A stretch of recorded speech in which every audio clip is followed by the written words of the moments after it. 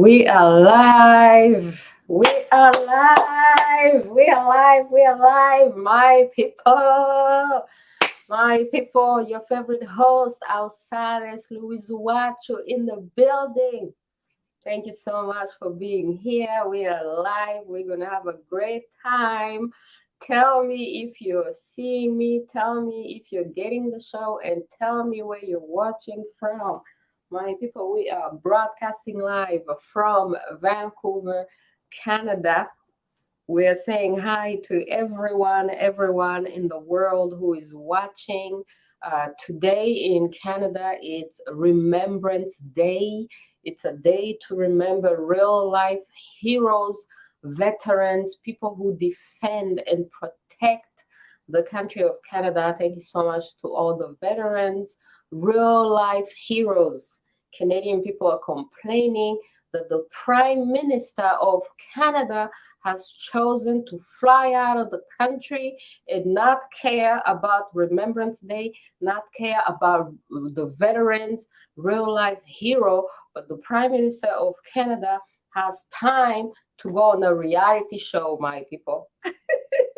But he doesn't have time for real life heroes, but he has time for reality shows. This is how low Canada has fallen, my people. I'm telling you, it's really bad up in here.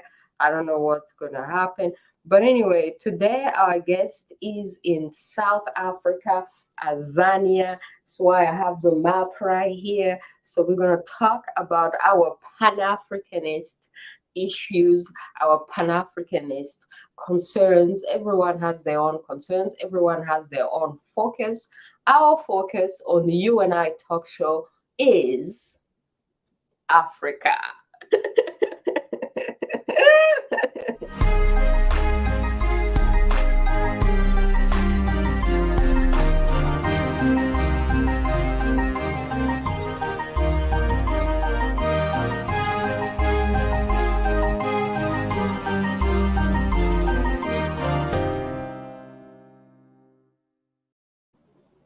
All right, my people. So I see some people already. Yes, Jambo here. Hi. Thank you for being here. Let me know where you are. Hey, Great Kagoma, Guruka, yo, beautiful pregnant Virgin Islands. Yo, how can it be virgin and pregnant? The word pregnant and virgin in the same sentence. Come on now. Get out of here, man. Zari Mukamurenzi, yo, thank you so much. Yo, Justin Trudeau, yo, Canada has fallen so low. Ever since he became Prime Minister of Canada, everything has gone like this. I'm considering exiting Canada, and he has destroyed my favorite country, one of my favorite countries on the planet, which is Canada. I can't believe someone could destroy Canada, but Trudeau has succeeded at destroying Canada, yo. Yo, Canada, have a match in the house. Yo, my fellow Canadian from Toronto. Yeah. Thank you so much for being here, my people. Okay, let's bring in our guests. Dr. MLUNGISI DONGWE, thank you so much for being here live from Azania, South Africa, KwaZulu-Natal. I'd like to greet everyone. I'm tempted to just speak in isiZulu. Yes, I please. wanted to say sawubona and all the world. It's really a great honor to get this opportunity. I look forward to being in this show and to actually linking up in future as well. Thank you so much, Sawubona, my people of South Africa. I love you so much. We have something. So your name Dongwe does it have anything to do with the leopard, which is called Ingwe in my language, or like what does it mean? In my language, actually, udonga is clay. It actually means clay. So, in my language, it means clay. The name Lungisi means the fixer. in isiZulu. That's the language that I speak. I'm actually based in Pietermaritzburg, which is next to Durban in KwaZulu Natal. And yeah, we call it the Royal Province because we have this warrior mentality, if I can call it that. It really is alive. And if you travel across the different provinces, it's very different when you are in KwaZulu Natal. Beautiful, beautiful. We'll get to it. So let's start with the fact that you are a doctor, a medical doctor, right? And what is it? When you were growing up, is it something, are you living your dream? Did you always want to be a doctor? And if not, what was your dream and what do you still want to accomplish?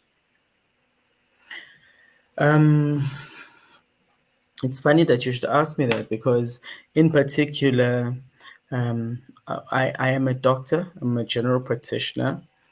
So I'm not specialized, I'm the generalist doctor. So I see everyone, the children, the elderly, women, and injured people in the emergency setting as well.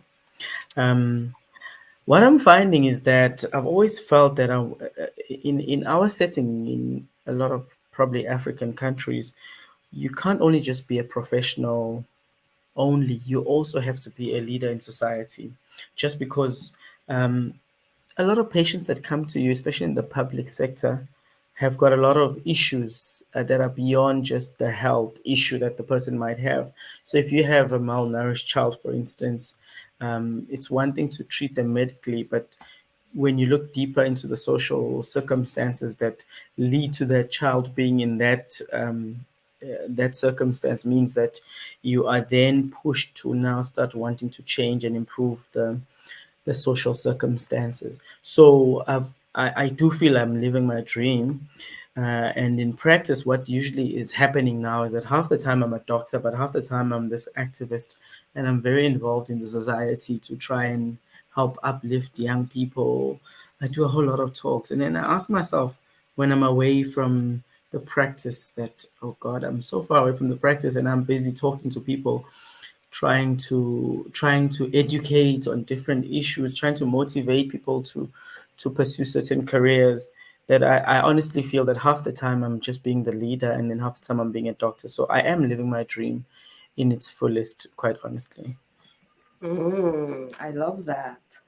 So we're gonna go through a few of your work and your activism, and then we're gonna display some pictures so that pictures tell a lot of stories. So you can comment and tell us a little bit on each picture that we're gonna display. Starting with your activism, as you're talking about your activism and your political activities. You were running and in the municipal elections in 2021. And so, land first, all shall follow. How did it go? How did the campaign go? And where are you right now in your Pan-Africanism and your political desires and activities? Like, and you know, what does the future look like? And if people out here want to support your movement, what is your movement about? And how can they support you? You know? Okay, so I belong to a political party called the PAC, Pan Africanist Congress of Azania. It's an old political party which subscribes to Pan Africanism. But as you'll know, in a lot of African countries, the movement of Pan Africanism literally seems to have died with the heroes that once were, like the Kwame Nkrumahs, the Sankaras, Sobukwe is down here. So basically, what's happened is for quite a while, when you speak of Pan Africanism, you're speaking a foreign language, actually, in Azania, because people are more in tune with the latest, with the type of thinking that is the rule of the day, basically, which is under our leading party, which is the ANC now, which does not subscribe to a Pan-Africanist type of ideology. So it's really has been going against the tide to try and educate people anew to say, who are we as Africans, and what do we stand for, what's important to us as Africans, how can we have African solutions to the different challenges that we're faced with. So you find that you're speaking a foreign language when you speak that language. And it was the same for us in terms of in the elections. We didn't do also well because we are basically reviving an old movement that is actually unknown. It's become like a new movement almost. And so, in terms of the performance itself was poor. We didn't really get any counselors or any representation, especially in my region. But what people do say is that it's for the first time in a long time that they saw the colors of the PAC since a very long time, and they have perhaps a very aggressive activist of the PAC who's really trying to drum that message of Pan Africanism. And what's happening now, as the ideology or ideology lessness of the ANC is starting to be revealed, and the ANC itself is becoming undone. Now people are starting to scramble about to say, well, what did people think about prior? What ideology was there prior, and what other movements were there? And then the message like that of the PAC is starting to become relevant again. So that is the positive that we have, that people feel, okay, we saw you during the elections raising this PAC colors, talking about Pan-Africanism. And now I think in the coming elections of 2024, that's going to be the moment of truth where we're really going to get to see how much we've been able to educate people, and are people resonating with that message of Pan-Africanism or not. Mhm. So it's very, very interesting that you speak about Pan Africanism because, and sometimes people speak about South Africa and they speak about xenophobia in South Africa, but xenophobia is a foreign concept. It's not even an African word. You can't find an African word to represent xenophobia. The African culture is Ubuntu, and people have been welcoming each other for generations now.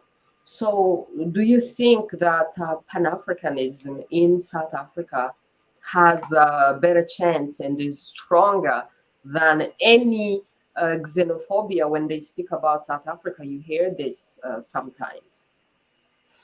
No, definitely. The images that rock us and that are seen in media of xenophobia are quite horrendous, actually. And it just shows you to the extent that apartheid was able, not only apartheid, but colonialism as a whole, was able to destroy the foundations of Ubuntu, the foundations of how people ought to be living. That and xenophobia, when it's explained properly, tells you about it. It's a hate of self. So, because if I say a fellow African is a foreigner in just because of the borders that have been determined by colonizers and Europeans that came and decided that's where the borders are, then the person is actually not much different from myself. And in fact, what drives them from their part of Africa to mine is very similar to the problems that I have here in Azania as well. So xenophobia in itself tells you the fact that, well, we are a people that have hate of self. And it only is such a big problem, this xenophobia, because there's such a lack of Pan-Africanism and understanding of self, the importance of us as Africa, and how we can work together to find African solutions. And I also feel that a lot of other parts, we obviously we want to focus on Africa and ourselves and how to find our solutions, instead of always putting it in relation to the other, whichever the other means. So if we are able to better appreciate what African brothers from that other part and that other part of the continent come with, the whole continent itself can be uplifted and maybe might even be self-sustaining and not need the other continents where you guys are. We'd be much stronger if we understood the different strengths that we can pull together to be able to really lead in world issues and world matters instead of pulling each other apart. So I feel that the enemies of Africa, as it were, benefit so much more when we continue to have issues such as xenophobia and the killing of one African by another, thinking that it's just because it's them who is taking up my space in Africa. So Pan Africanism is actually the solution to this xenophobia type of issues. So I also say, sorry, just emphasis again that we underestimate how much damage that apartheid has done in making Africans to feel, all of us, Azanians included, not understand the fact that we are Africa and there's not much more we should be adding or trying to add to that. We are complete. And from there, we should start and just solve our problems and then work with these people, everyone who is within the continent to lead so that we are the leaders instead of wanting to be begging other continents for food that we ourselves can produce by ourselves. Absolutely. People are saying keep the fire of Pan-Africanism, and Pan-Africanism has died, but we can revive it. Exactly. Thank you. Something that I really love and admire about South Africa, uh, because when we are in Canada, Canada has encountered the colonizers, almost just like South Africa has encountered the colonizers, people coming from Europe and settling your land, and then trying to colonize, trying to commit crimes on that land, trying to exterminate the people, the local population that they find on the ground, and then take over the land. So, what is amazing about you guys, about South Africa, and what I admire and love about you guys, and this is something that you need to celebrate, this is something that needs to be awakened, is that in Africa, in Azania, in South Africa, you are still alive. Africans are still alive. As much as you have been oppressed, as much as so much land has been taken from you, but you resisted, you fought for your freedom, you fought for your independence, and you're still alive. And some of your ancestors have done some good work to establish the political foundation, and you're still alive. And that's a huge, huge difference to Canada, because the native people of Canada, the First Nations of Canada, are in such bad conditions, and you never see them. And the country is in the hands of Europeans, and Europeans rule Canada. White people rule Canada from the top, from all the top offices, on top of owning the land. And the native people of Canada have been exterminated, and they live in very, very bad conditions. So the encountering of Europeans that Africans have experienced, and the encountering of Europeans that the native people in Canada have experienced, is comparable, but at the same time, today we see how you have survived, how Africans have survived, and I'm so proud of you. I'm so happy for you, and I keep praying for you. And even though the fight is not done, but you have done an amazing job of resisting colonization and enslavement, and you're still alive, you're still standing. I'm so proud of you. So I just wanted to say that. So let me move on to the next image and the next picture that I love, which is this. So this is a special event that was happening. Can you tell us a bit about this special event? And you have so many beautiful, beautiful people, and I don't know what's going on, but it just looks amazing, majestic, just What I can wonderful. say So, is that when you show these images now, you're gonna make me speak in isiZulu again. Yes. That is, so when ngikhuluma ngesiZulu. But what I wanted to say is that you see, there's some positives, a lot of positives that we must start off with, and then we'll end with the negatives with regards to this latest. What we really treasure very much in Azania and in KwaZulu Natal in particular is the Zulu monarch. So for us, it is really the place where the treasures of being African, in particular, being Umzulu, are kept. This it starts off with one thing. I'll just make you an example that sometimes you get a phone call, all these tele ads. I don't know what you call them when they phone you and they want to advertise something, whether it be insurance, and then I'll want to speak in isiZulu, and then suddenly a Zulu speaking person on the other side refuses to speak to me in isiZulu and says no, they're not allowed to speak in isiZulu. They have to speak in English. That offends me greatly because isiZulu is also an official language in our country, but it's not treated as such. And therefore, now I have to always use another person's language, even if I don't feel like it. They're selling a product to me and I want to answer them in isiZulu, but I'm not allowed to. It starts from things such as those where the enemy continues to eat away and erode at the foundations that you have and you hold dearly. So it's the language that is one. The other thing is our beliefs. I'm wearing isiphandla from a goat that umsebenzi esiwenzile ekhaya a few weeks ago, because, and it's important, it has to be on the right hand to signify that it's from the DONGWE side of the family. If it's on the left hand, it's from the mother's side of the family. Ungeyana, and these type of things. I wear that sometimes a lot. Well, I wear that even at the practice as well. I can't wear the rest of imvunulo because obviously people would run away from the practice, but they think it's a warrior. They wouldn't realize what it's a doctor, or they'd want to call me a traditional doctor, or worse still, they'd say it's a witch doctor.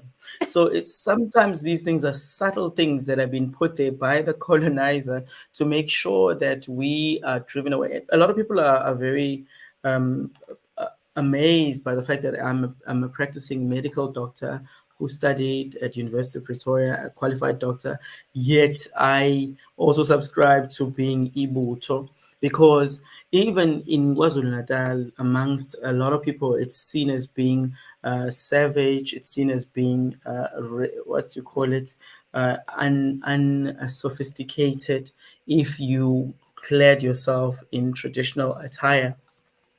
So we are having Uwacu as Africans, we have to fight almost in every daily thing that we do in our lives. We have to fight to be African, and that sometimes just makes you.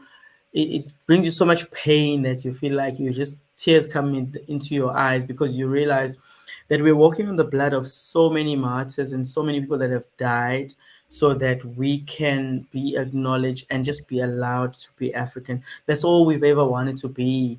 When I wake up sometimes in the morning, I said, that's all we just want to be. We just want to be African, and that's it. We don't want to take on the image of another, the language of another, and we want our religion, we want our gods, we want our if you call them their myths, if you call them superstition, that's what we want. We want to do our things on our land that our forefathers gave us. And that's what we are really fighting for. And we have to understand that the most frustrating thing is the fact that we're not allowed to be. So going back to the coronation, it's an important positive in the sense that obviously, it is a big and important event, and there is none like it on this part of the continent that I know of anyway. People that are very proud of how they live. They're proud of how their ancestors lived. These two are actually kings. Actually, these are twin brothers who are kings of a certain region. It's called Empangeni. That's near Richards Bay. Ndabezi Tobiela, there that you are showing now.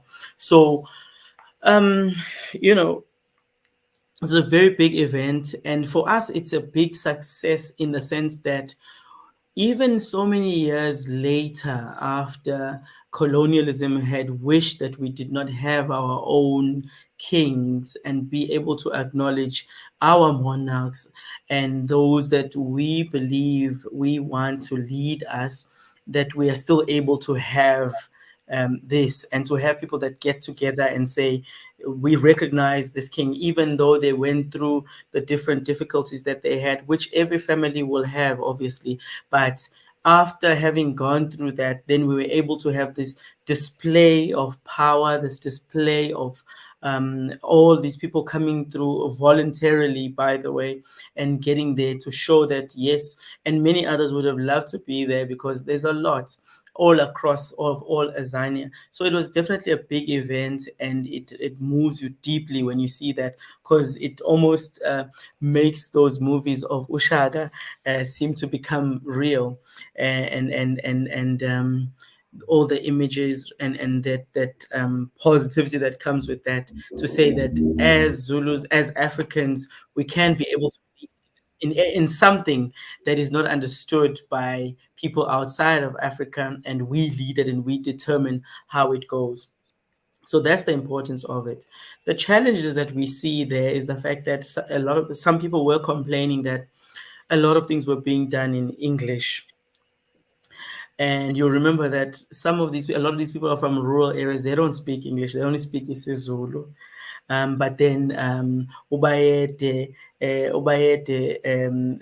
Mrs. Zulu Silo explained that there's a reason that we actually have to speak in English, because internationally the event is being watched all over the world and people also want to understand what's happening. So he explained that. And that's one thing about this particular king, is that he is very humble, and also allows himself to be human, and people can get close to him, and he shares the feeling that people have, to say the different concerns that they have and the complaints that they have. He sees those things and he wants to address those. But he also himself finds himself in a challenge that is new even to him as well. It's literally pulled the family apart, and he finds himself having to lead the nation, and a mighty and powerful nation, a warrior nation at that. During a time where obviously war and fighting is not something that seemed to be desired.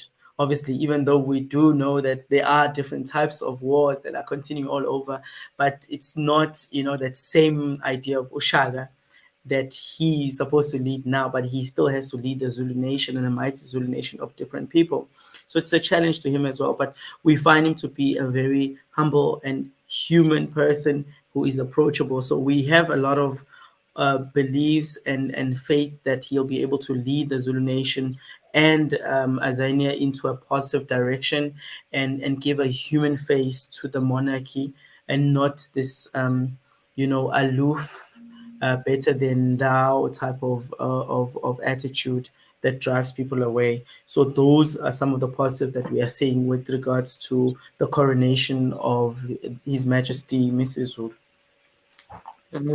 I love it. You know what I love about your monarchy and your culture, our culture, is that this king, this nation, the Zulu nation, has never went out of South Africa, crossed oceans to colonize and kill other people.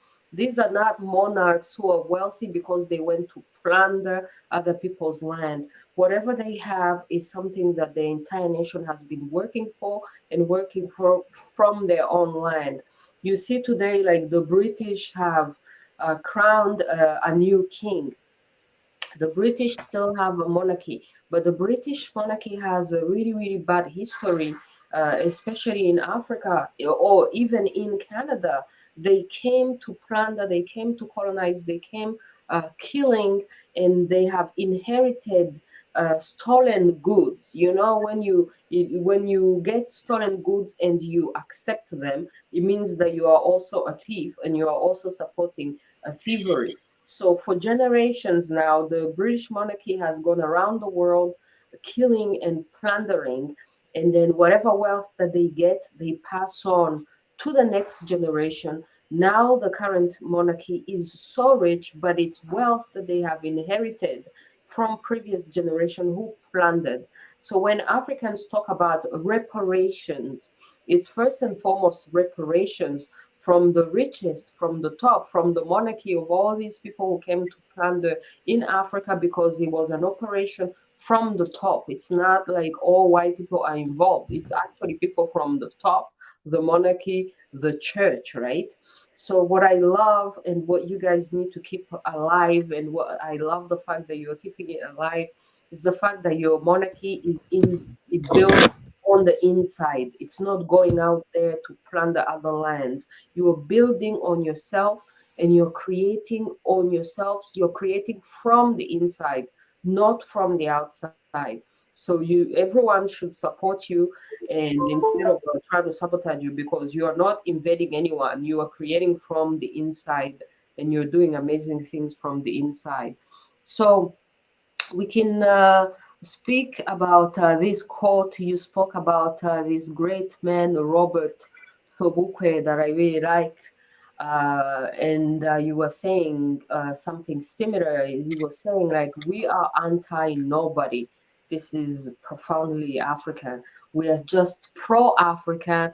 We breathe, we dream, we live Africa, because Africa and humanity are inseparable, you know. So the idea that you just want to be you, and you being you is not being against anyone, because you're not going out of yourself to kill and plunder anybody else. You just want to be you in your own land. I just love it, love it, love it. So how does the future look like for you? What are the next projects? Are you going to run again for office? And people in the diaspora, what's your message to Africans who live over here? How best can Africans support you in your initiatives, you know? Um, thank you for those words of encouragement. On my WhatsApp profile, I've got a line that says, "When is Africa going to colonize Europe?" And I feel that one of the fundamental weakness of us as African people is that same thing called Ubuntu. In as much as we can be welcoming and love people, we also need to have the other eye of being careful as well. And actually, another line says that the greatest defense is an offense. So Africa needs to unite, but not only for uniting sake. Africa needs to unite to want to conquer the rest of the world. That's what we need to. That's how we need to be inclined to say we want to dominate, because if you just want to be a sweet person at the corner, you get dominated, you get conquered. We need to have a mindset of wanting to dominate the world as Africans. Let us unite first and let us dominate them. That is my view. Because if we are not, we shall be dominated and conquered and plundered again. In fact, we continue to be plundered even now because we are not having that eye of protecting what is ours enough to all extent. So, what I'd like to ask our fellow Africans, anyone, in fact, because Sobue says anyone who's loyal to Africa then can be considered as an African. It's not to say that white people or Europeans cannot be African. If they are loyal to Africa, then they can. So anyone across the diaspora who is a lover of Africa, let them portray it. Let them show it that they are a lover of Africa in a true sense. And yes, we want those artifacts back from all these thieving European countries and other countries. We want our treasures back. We want the bones of our ancestors back that were stolen. Um, and we want those reparations, but wanting reparations won't give you reparations. We do have to fight for them and get those things back. So that is why I say Africa should be on the offensive. Let Africa unite and be on the offensive when with regards to getting back what is its own. So I call on Africans across the diaspora to be African as much as you are and even more. Be in their faces, and that's it. That's why I allow this thing to come to the front so that you see that it's a real animal, and that's it. And anything more, I'm prepared to bring my as a guy to work as well. In terms of my own career, there definitely will be more because each step that you get into it, you want to go even deeper. And that's what's going to happen. So we'll be running again in 2024. This time round, we'll be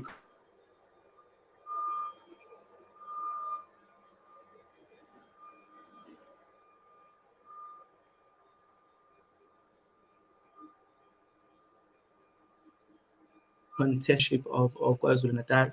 So also besides what we might be able to achieve, besides what we might be able to achieve in terms of in our local elections, what we might be able to achieve within our system of Azania, that through social media, that we spread a word of pro-Africanism, we spread a word of Black pride, we spread a word of Black power across the whole diaspora, and that people are able to themselves be able to get the essence of being African for themselves, so that they can be liberated within their own spaces, even if it is in Canada, even if it is in any parts of Europe, that you remain Africans and true to being Africa, and not be forced to shy away into the darkness because of all these very oppressive, racist forces that you find yourselves surrounded by.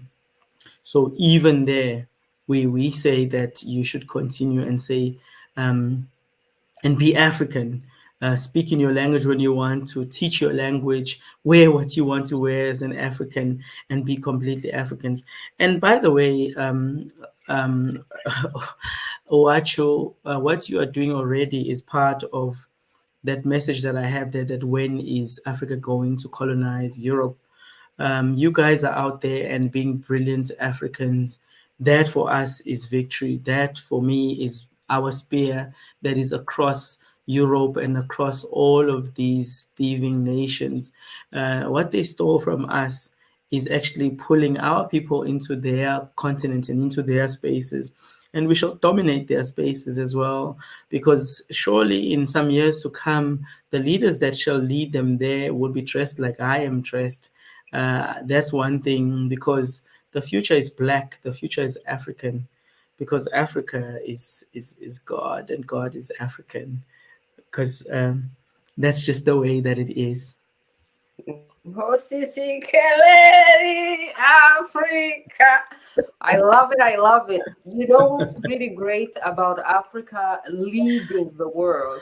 I would say, like, I think I understand when you say Africa being the leader of the world. What's so beautiful about Africa leading the world is that Africans have a great philosophy and a great mentality, which is not to oppress people, but which is Ubuntu. So if Africans were leading the world with their great philosophy, it would be amazing. And on top of that, Africans respect men and women. Men have their place, women have their place. It's not an oppressive culture on anyone. So everyone would benefit from an African leadership of the whole world, because the whole world is being led by unconscious people who don't have values such as Ubuntu. And this is why they plunder and kill and oppress so many people. So if people like African people who have values like Ubuntu are the ones leading the world, the entire world benefits and the entire world will find peace and prosperity. I support that message. I tell Canadians all the time that I'm here for peaceful colonization of Canada, yo. We're gonna colonize them fully. Thank you. Thank you, Amanda. Is Yeah, related to thank you so much. So I'm gonna end this conversation with one question from the audience before we let you go. It's Jean Mukamorenzi, who is in Europe, asking, why can't Dr. Mulungisi join hands with Julius Malema? His approach is that of a Pan-Africanist. It seems as if Julius Malema is also a Pan-Africanist. What do you think about him, and do you think you would ever work with him? How is that? well, what I'd like Jean to look at is what happened at the Pan African Parliament. So the Pan African Parliament that lasts those, just look up Pan African Parliament. It will tell you sometimes that what sometimes people portray and what they are in reality is two different things, and those are sometimes the challenges with working with certain people. But at my level, I'm at a province in KwaZulu Natal, which is a small area. Julius Malema is a national leader, much bigger than ourselves. They have a bigger, uh, they're much bigger, they're much more ahead of us. But I just think that even in my own small little space, when I read and I look at certain things about the character, these things that say to me that it might not be able to work. Um, just because when you're talking about Pan Africanism, in as much as we might use all these big words, but we like to believe that Pan Africanism is these basic things that you taught at home in an African home, respect, and what is an elder, how do you treat people that you want to work together with, and some of us feel that Julius Malema might not be a good example of all of those things. And some of his antics and his tantrums and things that he does show you that he is not that type of character. Also, fundamentally, if you look at our fundamental ideologies, we are of Pan Africanism, whereas Julius Malema subscribes to Freedom Charter, which is the very reason why the PAC was formed and it broke away from the ANC. It's because the ANC is subscribing to a document that has got this almost not just inclusivity, but it's more of a compromise of the African. It's a compromise of what Africa or what the actual fight has always been about, which is the land first more than anything else. So we feel that in that basic document of the ANC, of which the Malema also uses as well, which is the Freedom Charter, that document itself is a sellout document, that we as PAC cannot stoop that low to accept that document. And that is why our forefathers were chased out of that meeting when they decided that they refused to accept the Freedom Charter as being their basic document. So Malema, at an ideology level, subscribes to the Freedom Charter. We do not subscribe to the Freedom Charter because we are Pan-Africanist, and we believe that the land of the Africans needs to return to the Africans before Africans can then decide that, okay, so and so you can have this share as well. But first, it must come back to us. And that's where the difference lies. That, in short, is what I would say it causes us to not be too keen to run and say we want to just hold hands with Julius Malema. Absolutely. Well, thank you so much. I appreciate your time. Is there anything that you haven't said that you would like to say before we let you go? Thank you very much for the opportunity that we've got. And you guys all over the diaspora, please continue to be African. Let them feel it. They haven't felt it enough. Continue to do what you are doing. We are also very much encouraged by what you guys are doing out there. Thank you very much. Siyabonga kakhulu. Izolete. Bona, thank you so much. We wish you all the best. Thank you so much. Thank you. All right, my people, this concludes our show in English. I'm so happy and I'm so grateful to Dr. MLUNGISI DONGWE for coming and explaining to us what they're doing in South Africa. I'm so proud of my fellow Africans in South Africa, and we will continue to support and encourage and motivate them and support their initiatives for education and liberation, my people. Thank you so much for being here. So we will continue the show in French and then continue the show in KinyaRwanda. The English part is done. Thank you, everyone in the English-speaking world, for being here. See you soon in the French section, my people.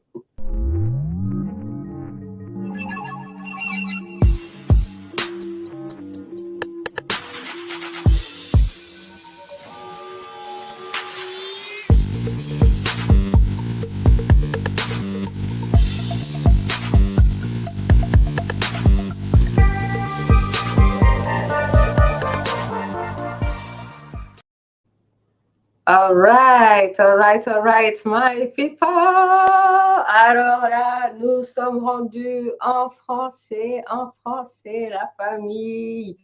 C'est comment, yo, Mélodie, Agassalo, la petite perle, yo, on est là, tu es là, on est là. Yo, Kagoma, Kagoma, c'est comment, Guruka, on est là. Est-ce que nous avons des questions en français? Marie Johnny, merci d'être là. Est-ce que nous avons des questions en français? Oui, nous avons des questions en français. Ce matin, quand j'ai demandé aux gens de me faire tricher un peu, de me montrer les questions qu'ils ont, j'ai reçu une question, la question du jour en français que je vais répondre. Ensuite, on va passer en KinyaRwanda.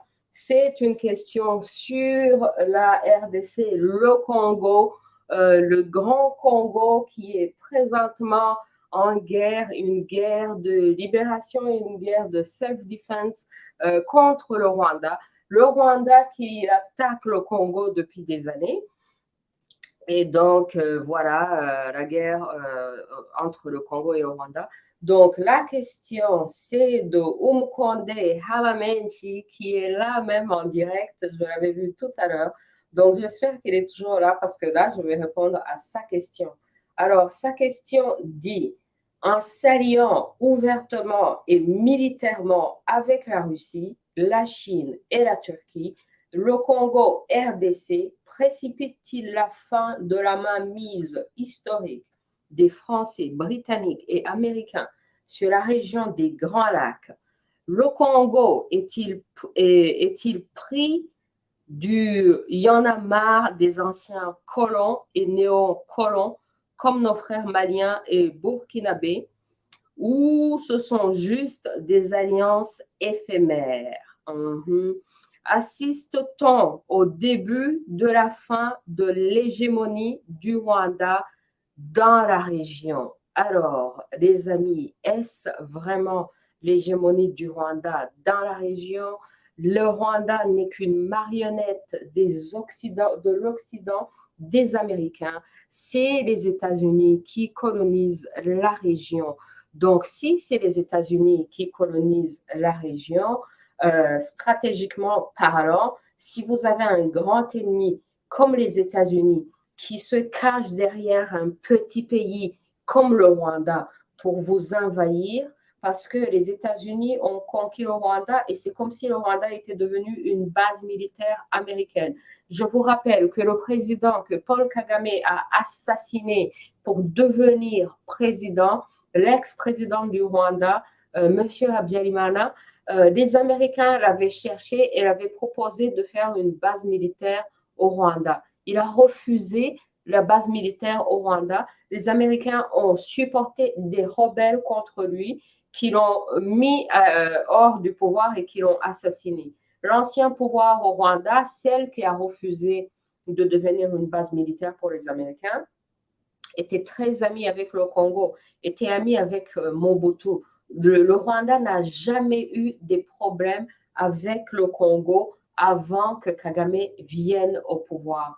Donc, c'est vraiment très bien que les Congolais, beaucoup de Congolais comprennent que le peuple rwandais, la majorité des Rwandais, des millions de Rwandais sont avec le peuple congolais dans son combat de liberté, parce que quand le peuple congolais va se libérer contre le Kagamistan, il sera non seulement en train de libérer et le Congo, et aussi le Rwanda et toute l'Afrique, parce que le Rwanda est devenu une marionnette de l'Occident. Donc, si vous avez un petit pays qui est votre voisin, qui devient une marionnette des grandes puissances comme les États-Unis et autres, est-ce que pour se battre, pour résister, pour survivre face à ce pays, n'est-il pas une nécessité justement de faire alliance avec des ennemis de ce grand pays? Donc, si parmi les ennemis de ce grand pays qu'est les États-Unis, le Congo a trouvé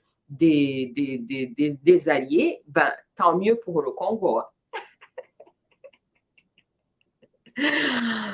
Oui, mais évidemment, ce sont des alliances de circonstances. Donc, on ne sait pas si ces alliances, si le besoin est fini, est-ce que ces alliances vont rester? La chose la plus importante pour le Congo, c'est de se rendre compte que le Congo, c'est le Congo qui est une grande puissance. C'est le Congo que tout le monde cherche. C'est le Congo qui est riche. Donc, même si le Congo fait toutes ces alliances, il faut qu'il se rappelle de faire des alliances qui sont dans son avantage, parce que c'est le monde entier qui a besoin du Congo. C'est pas vraiment le monde, c'est pas le Congo qui a besoin du monde, hein. Non, c'est le monde entier qui a besoin du Congo. Donc, il faut que le Congo comprenne son importance et qu'il arrive à résister par rapport à toutes ces puissances. Et même quand ils font des alliances, que ce soit des alliances qui sont dans l'avantage du Congo, parce que de toute façon, c'est le monde qui a besoin du Congo, c'est pas le Congo qui a besoin du monde. Comme vous pouvez voir dans cette caricature, vous voyez Paul Kagame, il est debout, il est sur le podium, mais il est debout grâce aux États-Unis, à l'Angleterre, à la France, au Canada, à l'Union européenne. Et d'ailleurs, c'est un peu comparable, moi j'appelle ça un peu de faire du Zelensky de l'Afrique.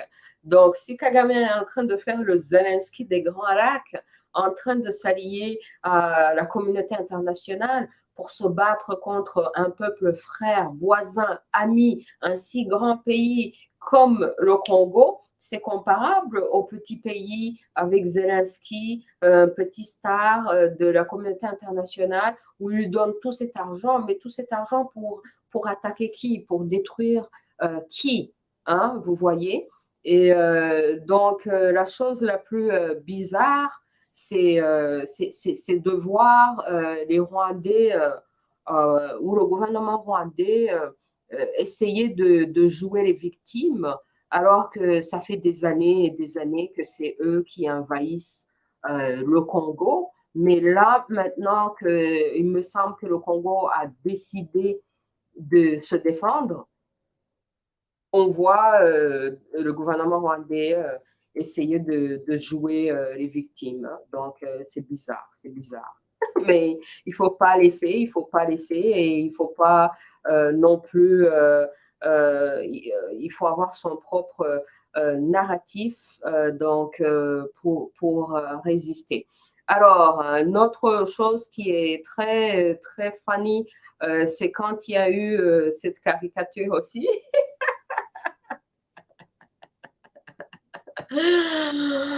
Oh my goodness! Ah, vous savez, hein, chez nous, les Rwandais, là, moi, je suis rwandaise, hein, je suis rwandaise 100% de père et de mère, mais comme je vous dis, je suis pour la vérité, hein. Je ne veux pas être avec le Rwanda parce que je suis rwandaise, je vais être avec le Rwanda si le Rwanda est dans la vérité, mais si c'est le Congo qui est dans la vérité, je suis avec le Congo. Dans cette bataille, dans cette guerre, je suis avec le Congo parce que je sais pertinemment que la vérité et la réalité, c'est que le Rwanda attaque le Congo depuis plusieurs années. Donc, il est grand temps que les Congolais se défendent Et d'ailleurs, les Rwandais ont passé des années à se vanter et à dire entre nous le pouvoir de Kigali qui dit que u Rwanda ruratera ntiruterwa. Ça, c'est une autre des questions que j'avais reçues. U Rwanda ruratera ntiruterwa. Ce qui veut dire que les Rwandais se vantent qu'eux, ils peuvent attaquer d'autres pays, mais que les autres pays ne peuvent pas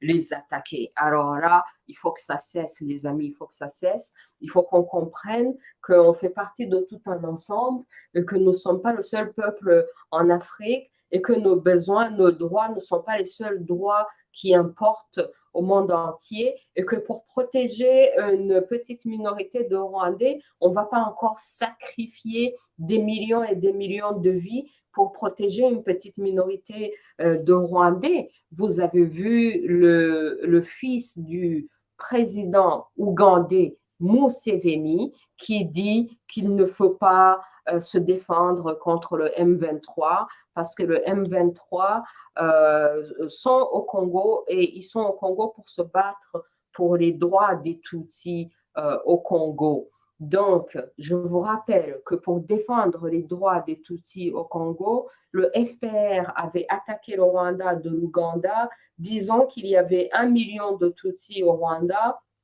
et qu'il y avait 1 million de Tutsis en Ouganda. Et le pire, c'est que j'exagère les chiffres, mais j'exagère juste pour faire illustration. Donc, disons qu'il y a 1 million de Tutsis au Rwanda, 1 million de Tutsis en Ouganda, et que le FPR se bat pour les droits des Tutsis, comme le fils de Museveni vient de le dire.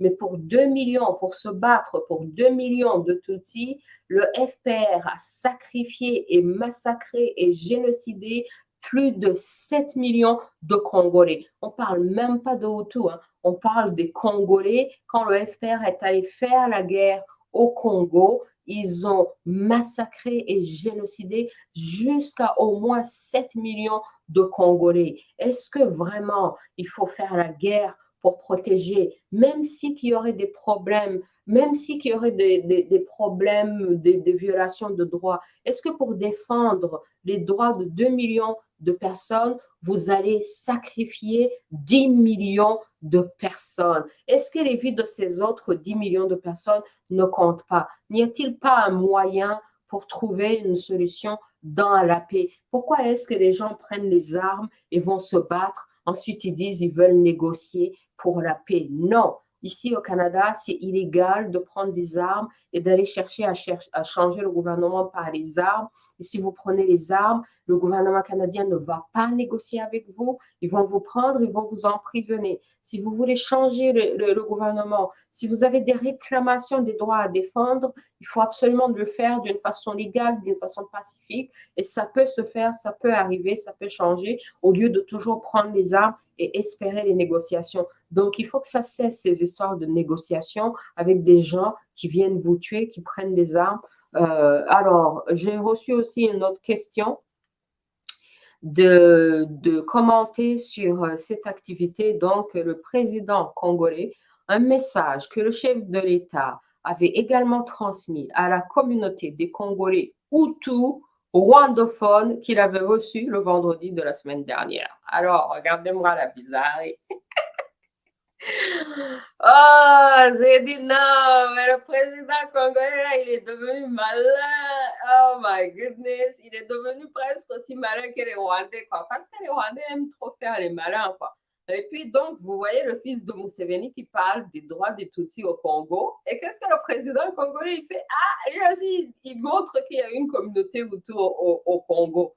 Pendant ce temps, les Rwandais nient qu'il y a les Tutsis ou qu'il y a des Hutus au Rwanda. Donc, il n'y a pas de Tutsis, il n'y a pas de Hutus au Rwanda, mais il y a des Tutsis au Congo et puis il y a des Hutus au Rwanda.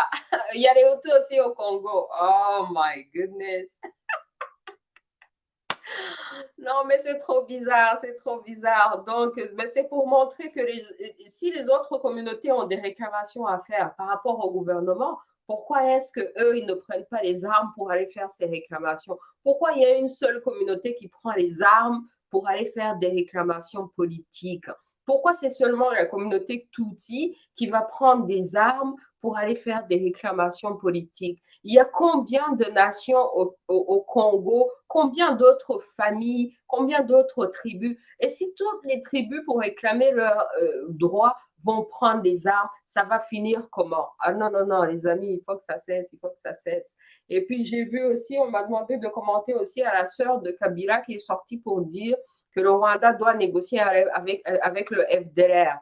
Et le FDLR, alors ça, c'est des Rwandais qui sont au Congo qui veulent se battre contre le gouvernement rwandais. Mais moi, ce que je voudrais demander aux Congolais et suggérer aux Congolais et faire réfléchir aux Congolais, c'est que pourquoi est-ce que le Rwanda instrumentalise tous ces groupes et les armes et les utilise, ces groupes de Rwandais au Congo, pour saboter le gouvernement congolais? Est-ce que le jour que le gouvernement congolais va faire la même chose, exactement la même chose que le Rwanda fait au Congo, à savoir instrumentaliser par exemple le FDLR et envoyer le FDLR à aller se battre contre les Rwandais, pourquoi même le Congo va sacrifier ses fils? Pourquoi ne pas envoyer ces Rwandais se battre contre leurs frères les Rwandais? Vous dites que le FDLR va négocier avec... Négocier quoi? Mais envoyer le FDLR se battre contre leurs frères rwandais, là, que les Rwandais règlent leurs problèmes entre eux. Vous voyez comment les Rwandais, ils font la guerre. Ils font la guerre au Rwanda, ils font la guerre au Congo, ils font la guerre partout. Moi, je dis, je remercie le ciel que le Rwanda est un petit pays, hein, parce que les gens qui n'arrivent même pas à faire la paix entre eux, et puis ils vont expandre leur guerre sur d'autres territoires. Mais le Congo n'a qu'à les utiliser aussi pour se battre contre les autres Rwandais. Ça va les épargner le nombre de Congolais qui vont se battre dans cette guerre de Rwandais que les Rwandais ont amené au Congo. C'est mon commentaire.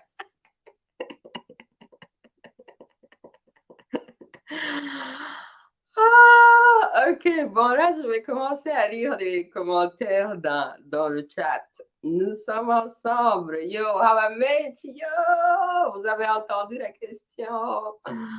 Fred, Monandira, Kizimana, on est ensemble, les amis. Oh, je voulais aussi dire aux Congolais, ok, pour clôturer la partie francophone, je vais terminer par vous dire une prophétie. Ok, je vais gâter ce que j'ai dit là, des vraies analyses politiques en vous parlant maintenant des choses mystiques. Hein? Comme on est africain, hein, on ne peut tout de même pas terminer sans parler de choses mystiques, les amis. Alors, dans les dossiers mystiques, ok, je vous parle de la prophétie de Magayane. Tous les Rwandais, la plupart des Rwandais ont entendu parler de son nom. C'est un prophète qui a existé sous le régime de Habyarimana et qui avait prévu tout ce qui est arrivé au Rwanda, il avait déjà prévu. Tout ce qui est en train d'arriver, il a déjà prévu. Et la chose qui est intéressante chez ce prophète, c'est que quand il avait raconté sa prophétie au régime Habyarimana et qu'il lui avait dit comment il allait perdre le pays, perdre la guerre face au FPR, le régime Habyarimana avait détesté ce que le prophète lui avait dit et il paraît, hein, je ne suis pas sûre, hein, vous pouvez vérifier pour vous-même, il paraît que le régime l'a assassiné parce qu'il avait fait donc cette prophétie de la guerre qu'il y aura au Rwanda. Donc, c'est un ami que j'ai vu sur Twitter qui a recommencé cette histoire de prophétie, mais ça serait intéressant que les Congolais aussi apprennent cette histoire sur la prophétie. Donc, dans cette prophétie, ça dit que les Rwandais vont faire la guerre, ils vont s'entretuer, ils vont s'autodétruire. Ensuite, ils iront aussi faire la guerre au Congo, mais qu'un jour, les Congolais vont se réveiller, que le peuple congolais va se réveiller et que c'est lui qui va vaincre le régime du Rwanda qui a tellement fait la guerre, qui a tellement tué, qui a tellement fait couler le sang là, que c'est les gens qui viendront du Congo qui vont vaincre ce régime. Donc, je vous dis ça. Mais bon, vous pouvez vérifier la prophétie pour vous-même. C'était une parenthèse. Je vous dis seulement. Mais je vous dis que le prophète, là, quand il avait parlé, le régime l'avait assassiné parce qu'il disait au régime que le régime allait échouer. Et donc, la personne qui a posté récemment ça sur Twitter dit que depuis des années, là, Kagame fait des trucs pour essayer de voir que la prophétie ne deviendra pas réalité. Mais plus il fait des trucs pour éviter que la prophétie devienne réalité, plus ça va devenir réalité. Vous avez vu, là, j'ai vu un truc, ça, là, c'est très intéressant. Hein. Vous savez que j'avais commencé un boycott Visit Rwanda.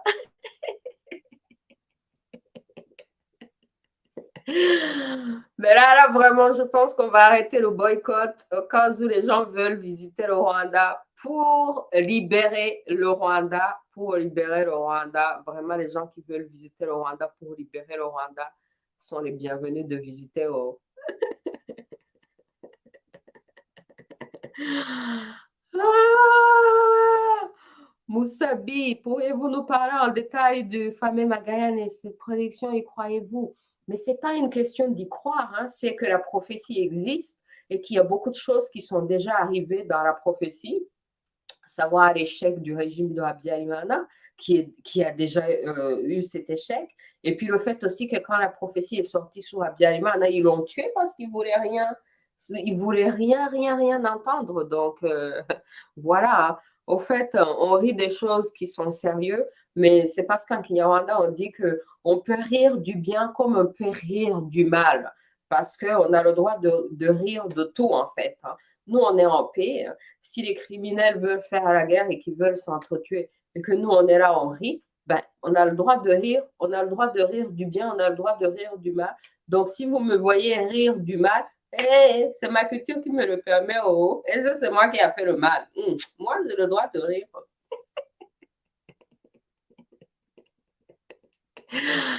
Juve, Keman, big up. Merci, merci. Je vois que vous avez le professeur qui a été emprisonné ou mis sous garde au Mali, le Kamit, je ne veux pas misprononcer le nom, mais Monsieur Doumbia, que je suis, que j'aime, que je supporte, c'est vraiment une erreur grave de la part du pouvoir, au Mali de s'en prendre aux traditionalistes, alors que les traditionalistes peuvent servir à la liberté, à la renaissance de l'Afrique, du Mali.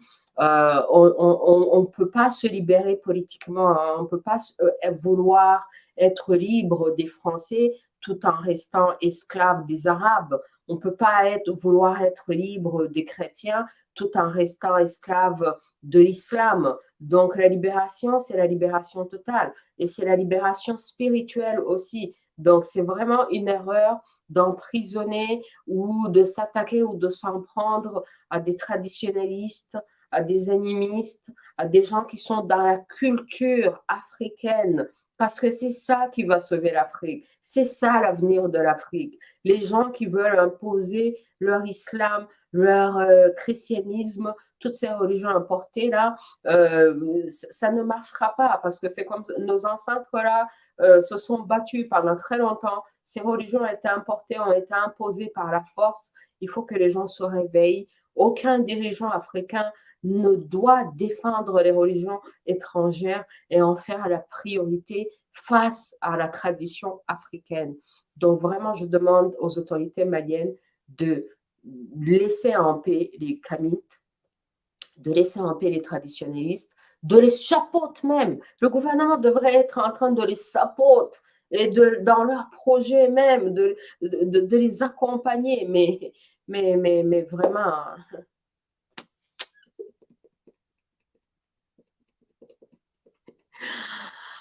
Ah, en tout cas.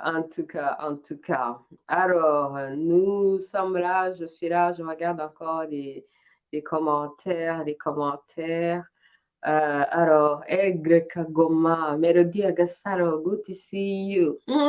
Zana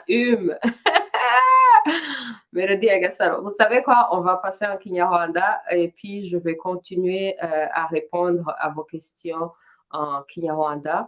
On termine la partie française avec le commentaire de Umkonde Patrick Havamenchi. Le choix de la Chine en particulier est très stratégique car les États-Unis sont endettés à la Chine à la hauteur de 972 milliards de dollars.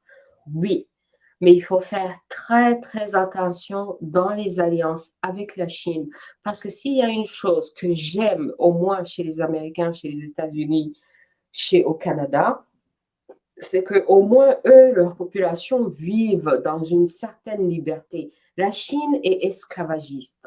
La population chinoise vit dans l'esclavage. Même s'ils se disent communistes, mais au fait, eux, ils sont même dans le capitalisme extrême. Ils sont plus capitalistes que tous les capitalistes. Donc, un pays esclavagiste qui a sa propre population déjà en esclavage, vous comprenez très bien que quand ce pays fait une alliance avec l'Afrique ou quand ce pays vient en Afrique, qu'est-ce qu'ils vont pratiquer en Afrique? Et sans oublier que dans l'histoire de la Chine, dans l'histoire de l'Asie, nous avons eu une civilisation africaine.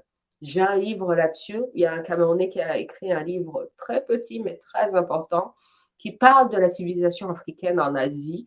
Et cette civilisation africaine, noire, nègre, a été exterminée par les Chinois pour le simple fait d'avoir été noire, nègre, africaine. Donc, les Chinois, ensuite, après avoir exterminé cette civilisation africaine, ils ont caché les preuves, ils ont rayé l'histoire, ils ont réécrit une nouvelle histoire qui efface complètement leur passé esclavagiste et génocidaire des peuples noirs africains. Donc, il faut faire très attention quand on fait des alliances avec la Chine, parce qu'au moins avec les États-Unis, on connaît leur passé esclavagiste, ils n'essayent pas de l'enterrer, ils n'essayent pas de le nier, ils y travaillent même. Vous voyez les Noirs aux États-Unis qui ont réussi. Par contre, en Asie, en Arabie, il n'y en a pas, alors qu'eux aussi ont fait la même chose.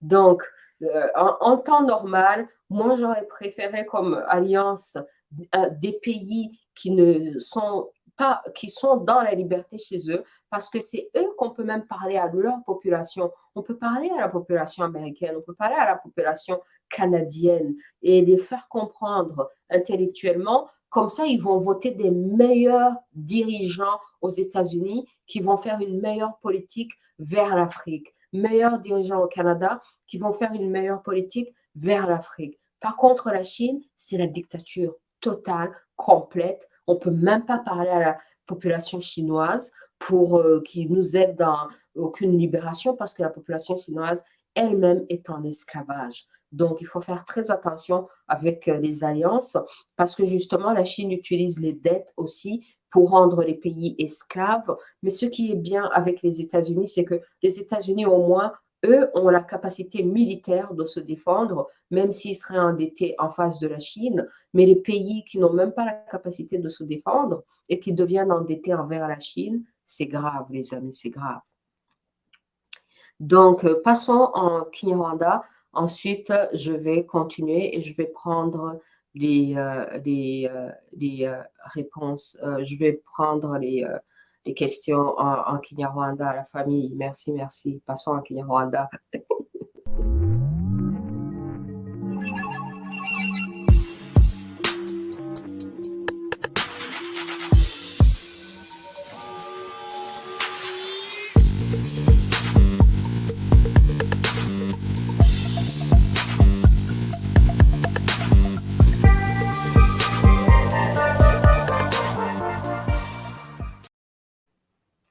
My people, amahoro, amahoro, amahoro, amahoro. Yeah, dore inkota nari nacuze sha. Ibibazo mwankubise bombardoma y'ibibazo. Hanyuma nanjye ngenda gucura inkota rero nakwambiye. Antuka. Tugeze hehe rero my people, mukomere mukomere cyane ndababona abahari mwese abahari en direct. Thank you so much. Nuko rero dukomeze twari tugeze kuri Chine Kagoma Egre ati Kagame yari arimo ahamagara jese ngo imutabare. Yo ubundi rero hari umugani baca mu cyongereza uvuga ngo he who has them as friends does not need any enemies. Mbega ngo ufite aba banyamerika n'aba bene madamu communauté internationale nk'inshuti ntabwo akeneye abanzi kuko bo ubwabo nibo buri gihe bahora bisenyera ingoma bashyizeho. Ingoma ishyizweho nk'abanyamerika nk'ingoma ya Kagame nk'ingoma y'inkotanyi ishyizweho n'abanyamerika. Abanyamerika iyo mukoze kampanye nibyo navugaga nuko iyo mukoze kampanye byibuze bashobora kumwarwa noneho kugira ngo badaseba cyane face à la population, niyo mpamvu habaho izi kampanye za mobilisation kugira ngo population zinaha zibimenye, population zinaha zimenya amabi abantu abapoliticiye bakora, zihindura abapoliticiye kandi bagahindura politike. Urumva se rero Amerika, abanyamerika nibamara kumenya ibyo Amerika yakoze hariya, baziroturuna contre guverinoma yabo yiroturune contre regime dictatoriale bashyize mu Rwanda. It's only a matter of time, kuko campaign ni intensive, my people, campaign ni intensive. Niyo mpamvu hagomba guhora hariho activism no gupromotinga human rights no kubwira abantu ibintu biri kuba. Yo, survivors uncensored. Oh my goodness, good news. Survivors uncensored kuri U&I Talk Show. Twafatanye gahunda, tuzakora ikiganiro mu Cyongereza, tuzakora ikiganiro mu Gifaransa, tuzakora ikiganiro nyuma yo buri kiganiro mu Cyongereza mu Gifaransa tuzajya tujya mu Kinyarwanda. Please, you have to buy this book. You must buy this book. Iyi niyo gift yo kuri Noheli wagombye kwiha. Niba waramaze kuyiha ugomba kuyiha abandi. Everyone must have this book. Rero reka mbahe gahunda already. Gahunda ni le 25 Novembre. Donc ntabwo ari next Friday, ni Friday after next Friday. Yeah, le 25 Novembre, Friday, le 25 Novembre, muzabe muhari. And then le 2 Décembre, twongere dukore le 25 Novembre bizaba ari mu Cyongereza. Le 2 Décembre bibe ari mu Gifaransa. Buri gihe kuri buri episode nyuma y'intuza y'Icyongereza tuzajya tujya mu Kinyarwanda kugira ngo duhe chance n'abari mu Kinyarwanda. Tuzaganira n'abanditsi, bamwe mu banditsi, noneho tunaganire na bamwe mu batangabuhamya banditse amateka yabo muri iki gitabo. My goodness, I'm so proud of you. Yebaba wenda ndabashimira cyane, nzabibabwira inshuro 1000. Thank you so much for writing. Dore birakenewe kugira ngo la communauté internationale, population zina zose zimenye kuko once they know, they make better decision. So Egre Kagoma, sinzi niba ngore kongore vermut.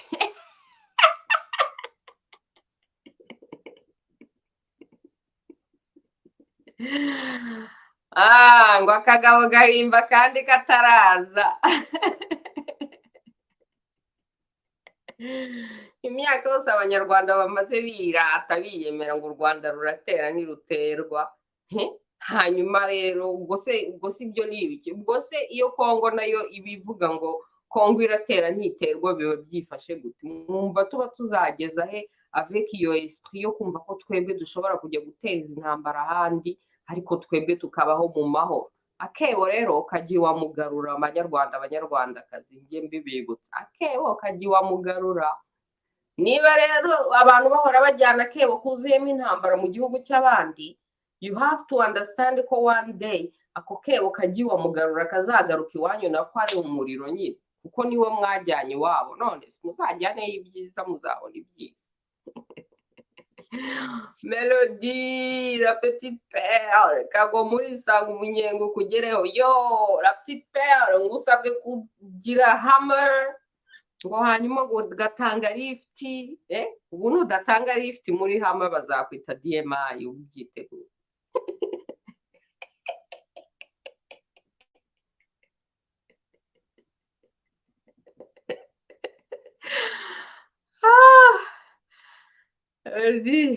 Wallahi sinakwitesha. Hano hari love story hagati ya Melody na Ntuza na Kagoma na Kwabi. No,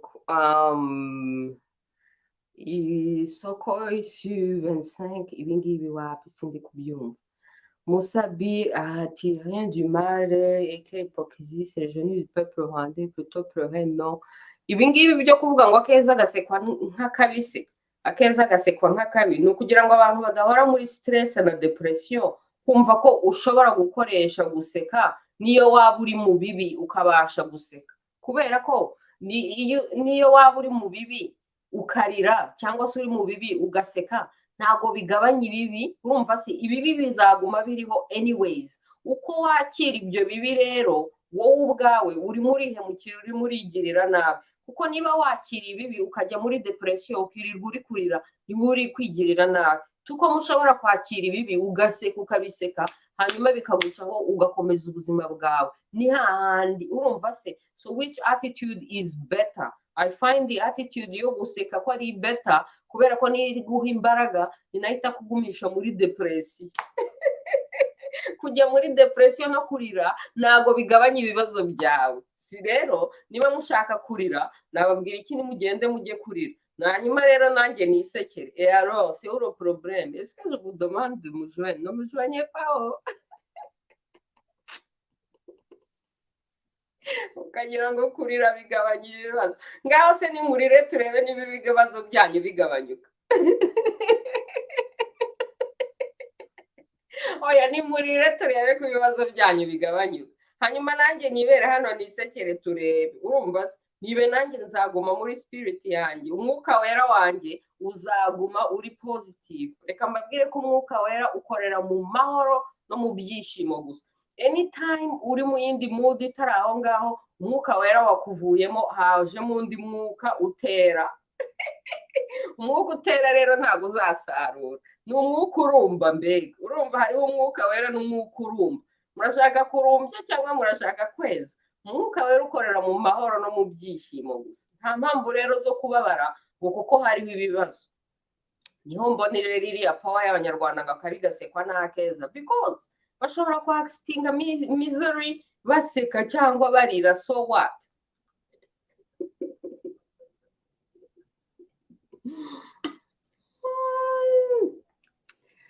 En tout cas, Ariette Habineza, best Louise, j'aimais ta créativité machine. Exactly, my people. Oh, aho kuba killing machines,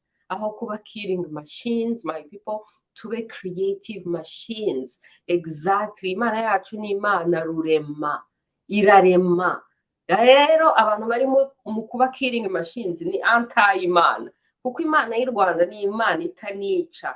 My people, mbibutse umugani w'ukuntu urupfu rwaje mu Rwanda, rwaje mu muco wa Kinyarwanda. Nababwira ngo musubireyo mwongere musome uwo mugani. Bivuga ngo Imana yajyanye guhiga n'umwami n'inkuba harya. Bagiye guhiga urupfu rwari rwaje mu Rwanda. Muri buko ukuntu uwo mugani ugenda. Man, uwo mugani wigeze kubacira kera nkiba kuri radio. Abantu bakurikiye U&I TALK SHOW kuva kera. Bivuga ngo bagiye guhiga urupfu. Imana yanga kwica n'urupfu. Imana yacu ni Imana rurema, ntabwo ari Imana yica. Urupfu kugira ngo ruze mu bantu, uwo ni umugani wo kubwira abantu ngo urupfu aho rwavuye ngo kugira ngo ruze mu bantu. Noneho kugira ngo ruze mu bantu bagiye kuruhiga, Imana n'umwami n'inkuba, whatever other combination, Imana yanga kwica urupfu. Urupfu ruhungira mu gakecuru, agakecuru kararuhostinga. Imana iti mubyihorere. Nuko ni gutya rero ngo urupfu rwaje mu bantu. Ariko uwo mugani ngewe ikintu nakuyemo nuko Imana yanze kwica n'urupfu. Inkuba n'umwami barimo bashaka kwica urupfu, Imana yanga kwica urupfu kinga akaboko. Bivuga ngo Imana yacu ntabwo ari killing machine. Imana yacu ni Imana rurema.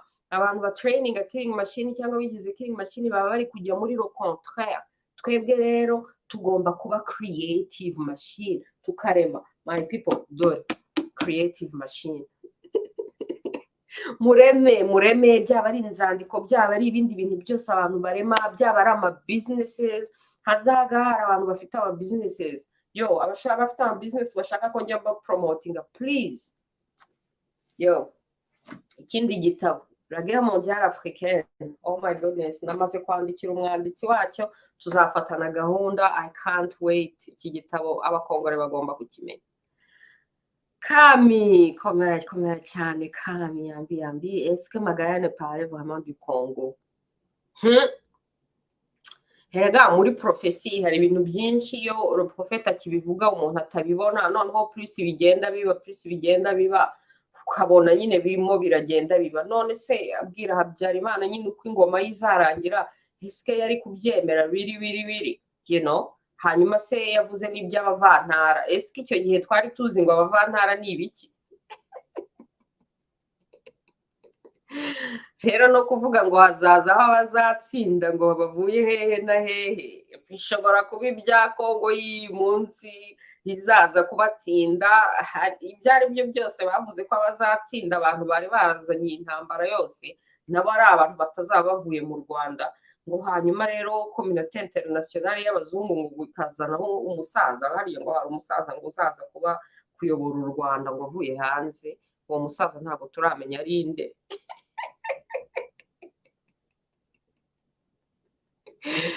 Tube tureba ni ugusubira muri profesi. Hari umuntu wabipostinze atuka kuri Twitter and I was like wow, you know. Musabi, la Chine, la démocratie on s'en fout, juste l'exploitation humaine. Yeah, exactly. Bari muri exploitation, bari muri esclavage. Ibaza abantu nk'abo ngabo rero bakaza muri Afrika baba badusubije inyuma cyane. Reba nk'uriya mushinwa waje mu Rwanda ukuntu yafataga abakozi hanyuma bakamukosora. Biriya ni ibintu iwabo mu Bushinwa bakorera bibi birenze aho ngaho. Rero baba badusubije inyuma cyane. Amahoro Jane. Jane yahoza ambaza ikibazo ngo ikibazo cya Jane. Oh my god, nabyanditse. Jane yambazije ikibazo cya danje hano ngo uzadutumira muri bridal shower ryari?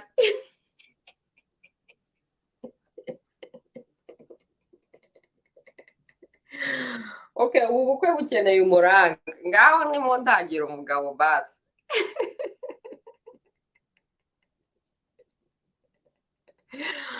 Gukira inkota rizurirangiza noneho.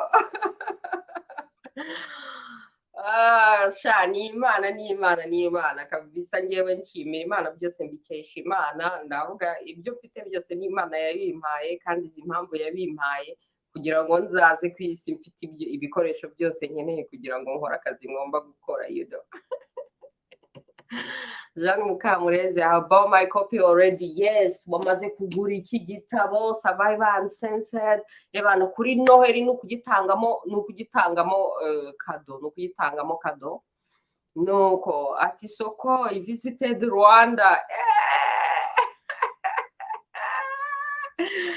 Sha baca umugani mu Kinyarwanda ngo akagabo gahimba kandi kataraza.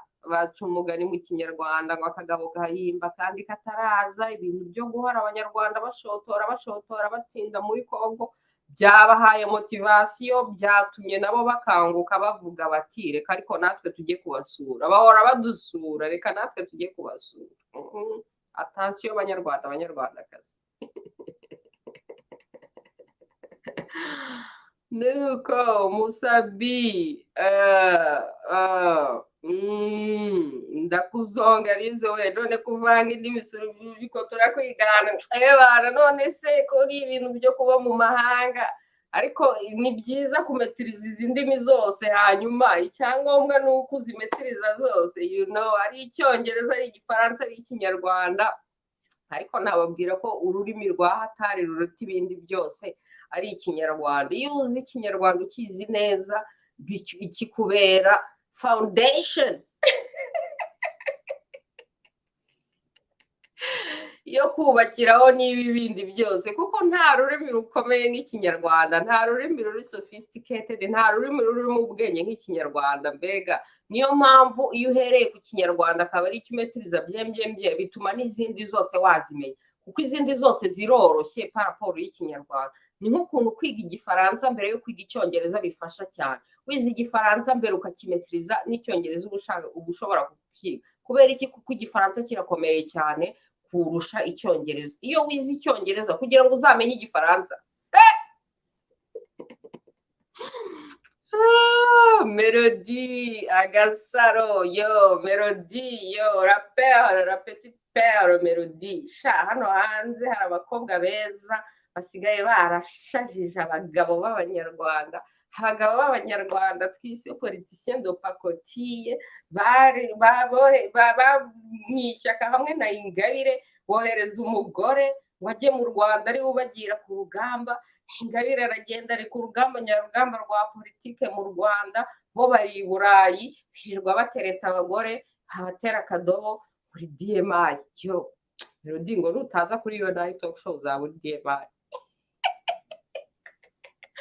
mana yake ibintu bisigaye ari ku ngufu uvugana n'abantu ku ngufu cyangwa se utabavugisha uri DMI abantu byibuze babaye creative bakavuga bati twashinze DMI mu buhungiro noneho turimo turaneka DMI yo mu mahanga noneho rero ubwo tuba dushaka gutelefona DMI kugira ngo nyine nayo tuyineke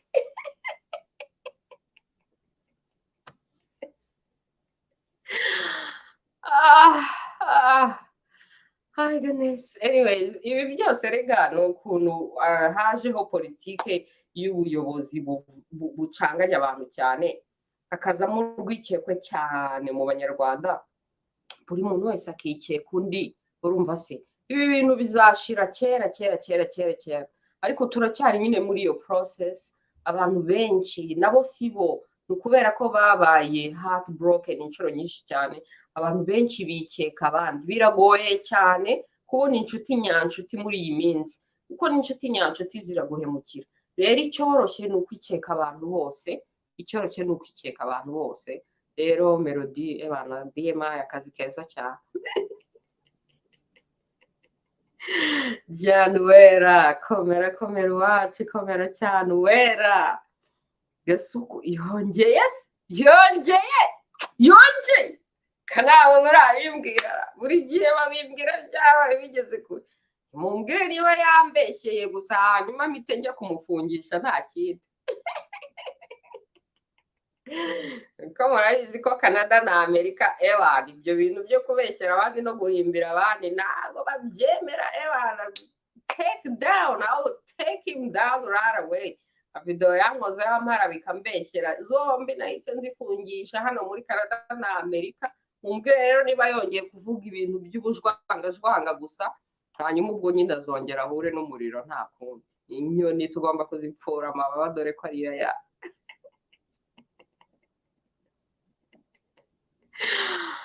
ukanda benshi ati hariyo niyamye byakoresheje iyi mbogi baracyakwaka Melody ya Gasaro reka kubinda haba menshi fara dore kandi vrai les Chinois sont très racistes non les Chinois sont très racistes moi je suis à Vancouver là et à Vancouver sinzi niba mubizi Vancouver haba abashinwa benshi n'abarasiste babandi ugenda nko umukeneye w'ikintu akabanza kwigirishwa ngo nta cyongereza avuga I speak English hanyuma kandi wajya kumubaza nk'ikintu ari kugurisha nk'ikintu $4 kandi yaramaze kuvuga mina speak English hanyuma wakumva mu kanya $5 okay give me $3 simbera kutavuga icyongereza ra no n'abarasiste bya hatari kandi iwabo bakoze genocide oh my goodness nicaye muri bibliothèque reka mbazanire igitabo hano agatabo nkabereke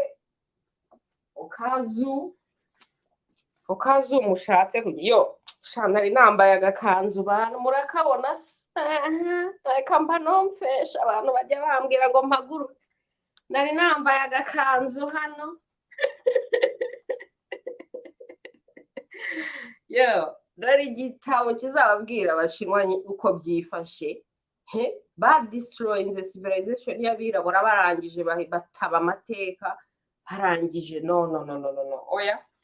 oya bibi birarutana wagira alliance yagira alliance n'abantu byibuze bari muri freedom gusa bagomba guhindura genre de politique bazirana muri nuza bazana muri Afrika nta kindi nawe ubundi ntacyo babaye abo banyamerika n'abanyaburayi baruta abashinwa mu rwego rwo kwavanza civilisation no muri racisme barabaruta kure cyane societe zabo ziri more human right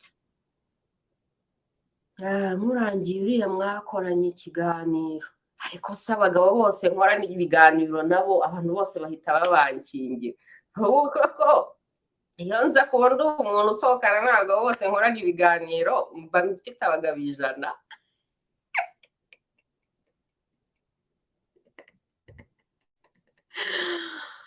uwo mugani w'inkuba n'urupfu ntawo nzishanda ushaka. Oh my god, mfite igitabo cy'imigani muri biblioteke yanjye, mfite igitabo cy'imigani. What? Nigeze kukibereka. Ubwo wenda nzakizana muri show itaha. Donc ni umugani w'ukuntu, umugani usobanura uko urupfu rwaje mu banyarwanda, urumva se. Hanyuma rero Imana n'inkuba n'umwami zigajya guhiga urupfu, urumva se, byerekana karakter y'Imana yacu, ko Imana yacu iteye. Ureke ziriya mana z'abakolonizateri, Imana zigira emotion, Imana zigira ishyari, Imana zigira inzika, ngo nzahora ngo abana ngo n'ubuvivure ngo mbahore ngo ibyaha byabase. Kandi Imana yacu mu Kinyarwanda icyaha ari agatozi, ariko bazanye ibintu by'inzika generation after generation. Mu Kinyarwanda niyo habaga abantu bagashwana bakagirana ibibazo, habagaho umuhango wo guca inzigo, duca inzigo. Umwami agakoresha umuhango mu gihugu cyose bagaca inzigo. Ibyo bintu byo kuvuga ngo generation after generation ngo beef ni ibintu by'aba colonizers badashaka ko tuzazigera tujya mu mahoro, right? So ni ikintu kikwereka ko Imana yanze no kwica n'urupfu. So umuntu wica abajya muri sens contraire y'Imana, uko niba ari Imana yaranze kwica urupfu, ari urupfu. Ko wica umuntu ugahinduka killing machine yo kwica abantu gute? Tugomba guhinduka creative machines, mu creating businesses, mu creating art, mu creating ibitabo, amafilimi, ibiki n'ibiki, imyenda, iby'abantu bicaraho, inzoga, byinshi cyane. Creative machines ziramparasa izo killing machines.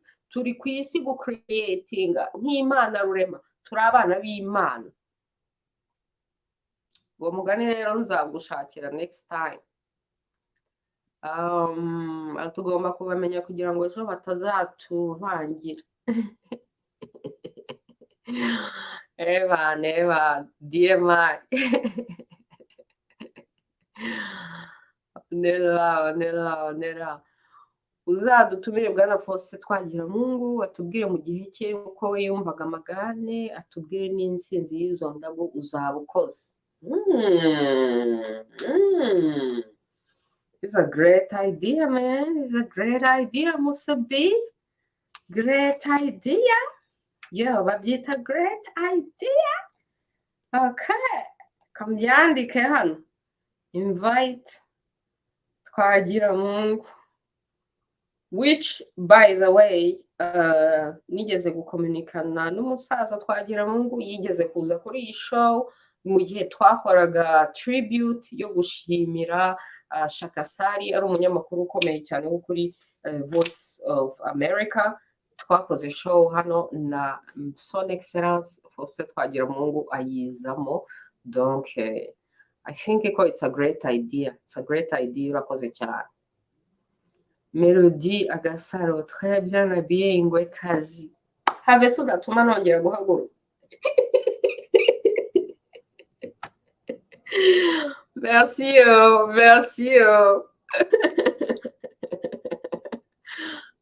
Akazi zakanize. Yo, mbwira se nkite nk'agashipinga mu adresse yawe.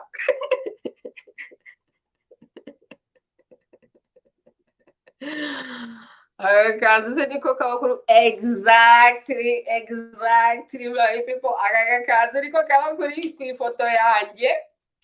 Gusa nimurebe the difference, the evolution. Igihe nagafatiye kuri iriya foto ngitangira ino show muri studio ya Sha, murebe n'uyu munsi nongeye nayambaye. Iki rero nicyo kikubwira ko imyenda ari yawe ku bantu bakora televiziyo. Reka mbere ibiparo ku bantu bakora televiziyo, ubundi imyenda myinshi bambara ni imitirano.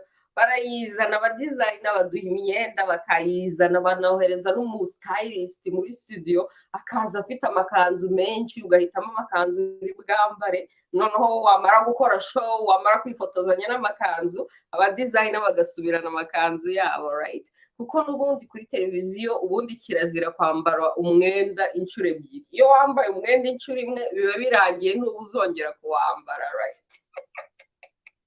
imyenda myinshi rero abantu bo kuri televiziyo bayambara one time, abadizayina bakayisubirana kuko abadizayina baba bashaka ngo uba promoting. Hari abadizayina benshi bagiye bampa amakanzu menshi kuko nyine babona bimbereye, bakampa amakanzu nkaba promoting amakanzu yabo bakayisubirana, kugira ngo rero umenye ko imyenda ari iy'umuntu ku giti cye. Noneho ushobora kumubona yongeye kuyambara. Nk'ubu ngubu ukuntu iyi ngiyi nayambaye rimwe nkayibika imyaka yose 500, ikaba yari iri mu kabati gusa, ariko dore nongeye ndayambara, ubwo bivuga ko ikanzu ari iyanjye. Ko nawe nayitiye, ko mbega nayiguze kwa, you know. So iyi kanzu rero aho bitaniye icyo gihe nayambaye, sha nari nanutse. Uyu munsi sha ibiro birenda kunyica, isigaye imfashe hano, urumva se. Ariko ahandi biracyameze neza da, ahandi biracyameze neza, ariko dore mu nda iramfashe ubu ngubu. Kera mu nda hano byari a little bit flat, ariko pandemic mbega ibiryo byose nariye byagumye hano, you know, mu nda ntago harongera kuba 0.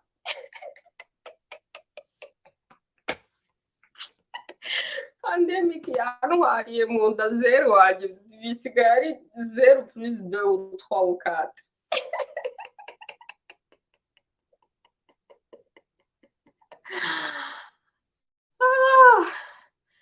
Claire Mukamurenzi, abagore nabo guhagarika. Okay, Patrick ati uwo ninde ugize ishyari, Melody nanjye tudadiye nka beto. Yo, hagati yawe na Melody dupfa gutumva story gusa, yakwimye happiness hanyuma ukarakara ugatangira gukora post uri kumwita fake, urumva se, cyangwa uri kumwita repetiteur wa Kagame kubera ko yanze ko mujyana muri vacances, urumva se.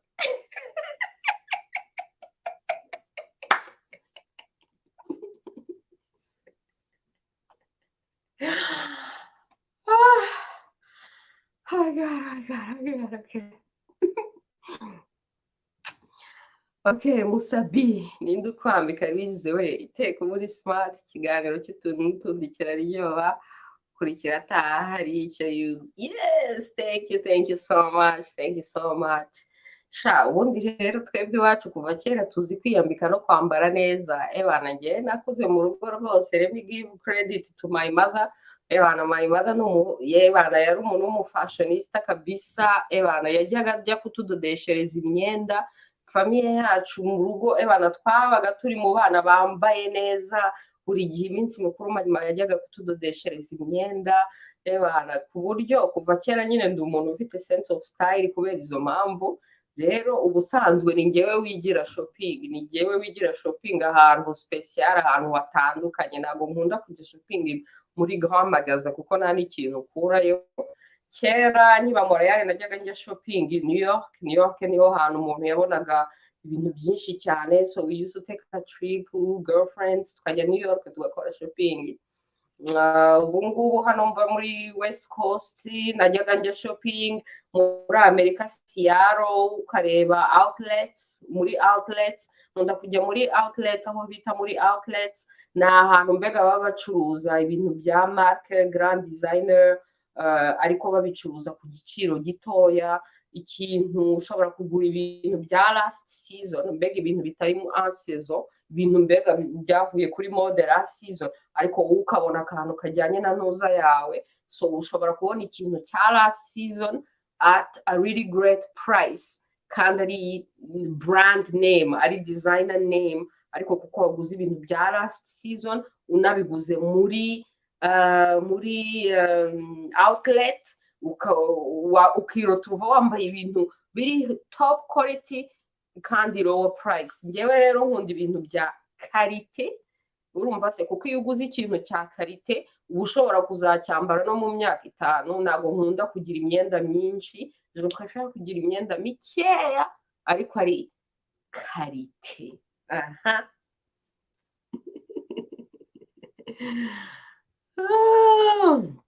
Melody yo ati ngo yo ishyari sha ndabarega oya ariko se ubona ari kubaregaho ufitiye melody mu rukundo rwinshi cyane n'ishyari ryinshi cyane yamaze kumbloka so naho mfite mbarega okay urukundo ni rwikomereza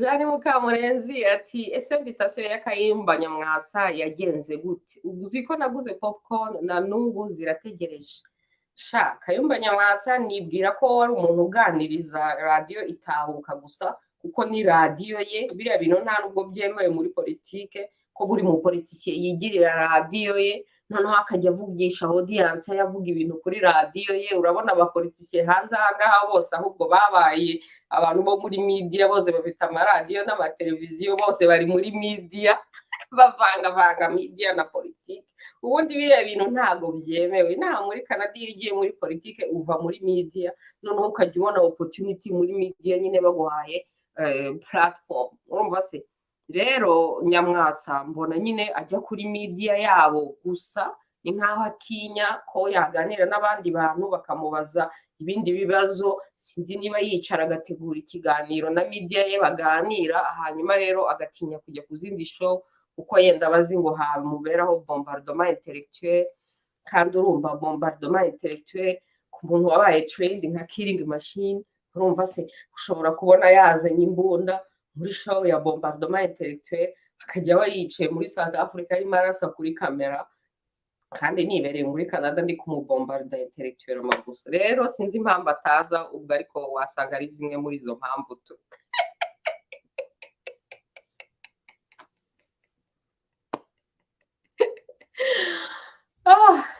harangiza bakabeshya ngo barashaka ibiganiro nande muri Echo Chamber baganira nabo basanzwe bumvikana nonsense amba twagira mu gudicyanda oh my god sha melody okay ndemeye kuri DMI none ufite nimero ya twagira mu nta mera aratwavura ukaba utaramutanga i Kigali akuvura ma fake DMI rwose nta kigenda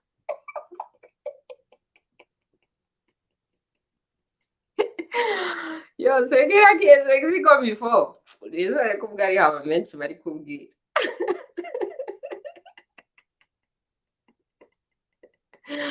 urasetsa agize amahirwe uyo verifati se nayitakaje hehe ubu mudatuma mpaguruka ngo nongere nyibereke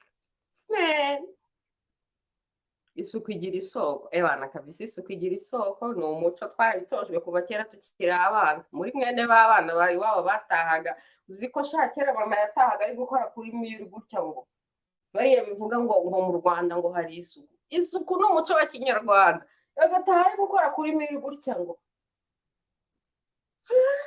karangiza agahamagara abakozi muri kakana ngwino hano niko uru rukuta ndabona ruriho ivumbi mwirirwa mukora iki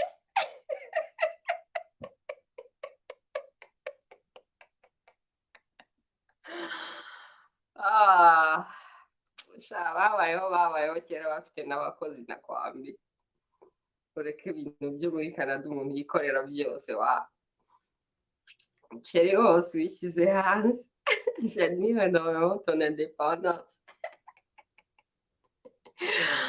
yo I'm so in love with freedom dore nibyo by'ibyo bari kumbaza ngo nzarongorwa ryari ebana byarananiye kurongorwa kubera ko mba numva ngo kujya mu rugo ni prison mega mba numva ari kunshyiramo intuzi mbega iyo bavuze impeta ngewe nyifata nka handcuff ngo noneho baranziritse banjyanye muri prison birarangiye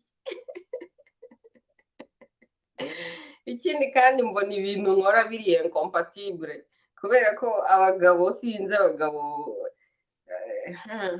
I don't know abagabo bakunda nyine umugore ubitaho nyine uzaba nyine ari mu rugo nyine ari kubitaho abagore bazajya bashaka kuba independent bakajya hariya hanze muri activism ntago byoroshye kujya mu kubaka kwa I don't know antuka ngenda ndabitinya cyane on top of that mba numva ari heavy responsibility like iyo responsibility my god, it's like ngewe muri ubu buzima ndashaka kubaho mu mahoro, nkiberaho muri ambiance, having a great time, and then nkifira byo kujya muri responsibilities z'abagabo n'abana, numva ari too much, you know what I mean? I don't know, ni ibintu mba numva yenda naraciyemo in previous lifetimes, noneho nkumva muri iyi lifetime naraje kwiberaho muri ambiance gusa.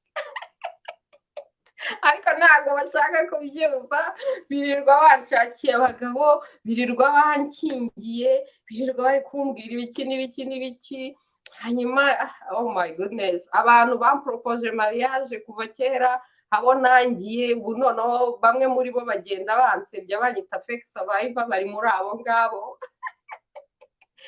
Louise urabenga cyane, hari abasore biyambwira Louise urabenga. Ubundi mu Kinyarwanda kubenga ni nk'aho ari icyaha, right? Ubundi iyo umukobwa akuze ararongorwa, urumva ibyo ni Ikinyarwanda n'umuco wa Kinyarwanda. The idea rero ko umukobwa akura hanyuma akanga kurongorwa, hanyuma akagira n'abantu bamusaba mariage hanyuma ngo akababenga, ni icyaha, ni transgression. Ubu mbega ndi mu makosa atavugwa mu Banyarwanda. Anyways, nsabye imbabazi none se.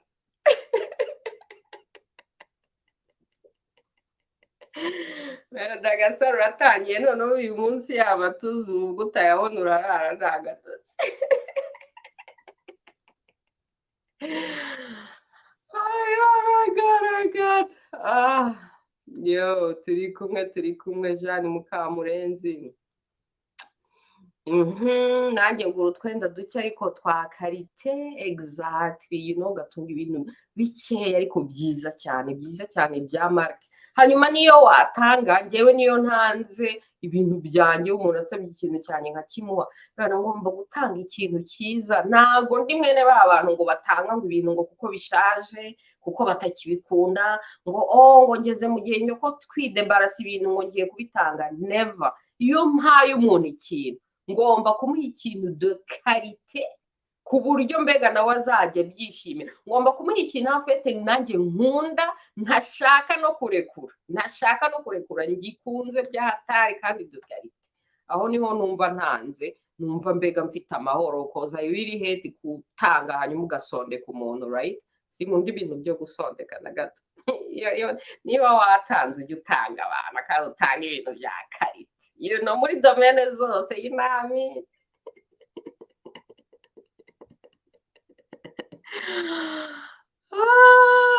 Musoni, komera cyane, ifunguro byahiye, twiserivye entre iki byose, yo tugeze kuri deseri, dore hasigaye iminota bike cyane, ariko si wari uri hehe koko musoni?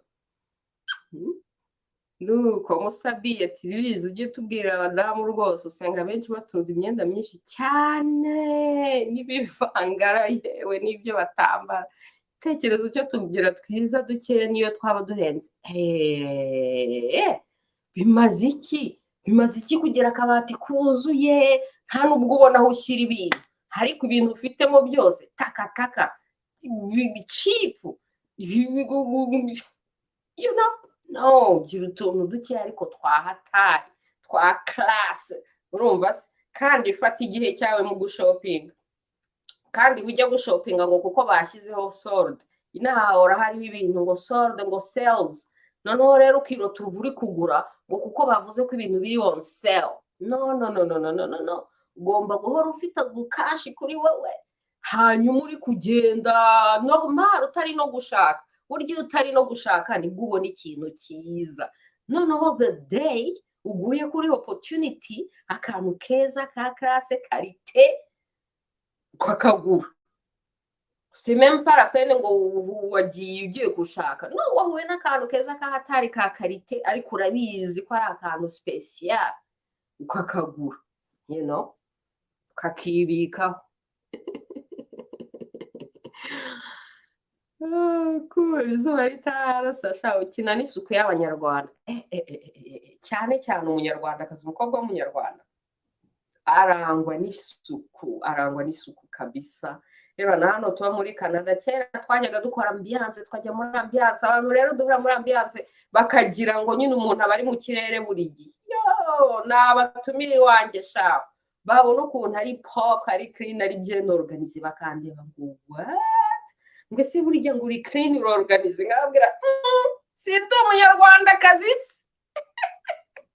ngo uri clean si Musabi tanga cash madamu yiyambarire cyane bite bya arewe bambika abadamu babo neza babe sexy hanyuma abandi bagabo baze babapapura hari umugabo hano igiparu hari umugabo hano ngo yarongoye umugore utari mwiza ngo utari na sexy ngo kugira ngo batazagira abandi bagabo baza kumumuteraho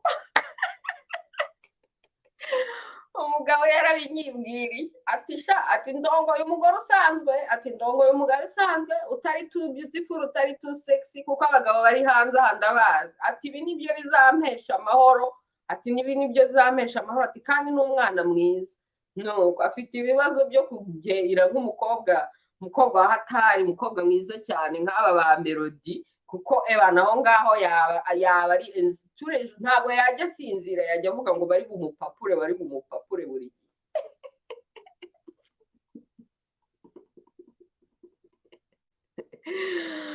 yeah bana you know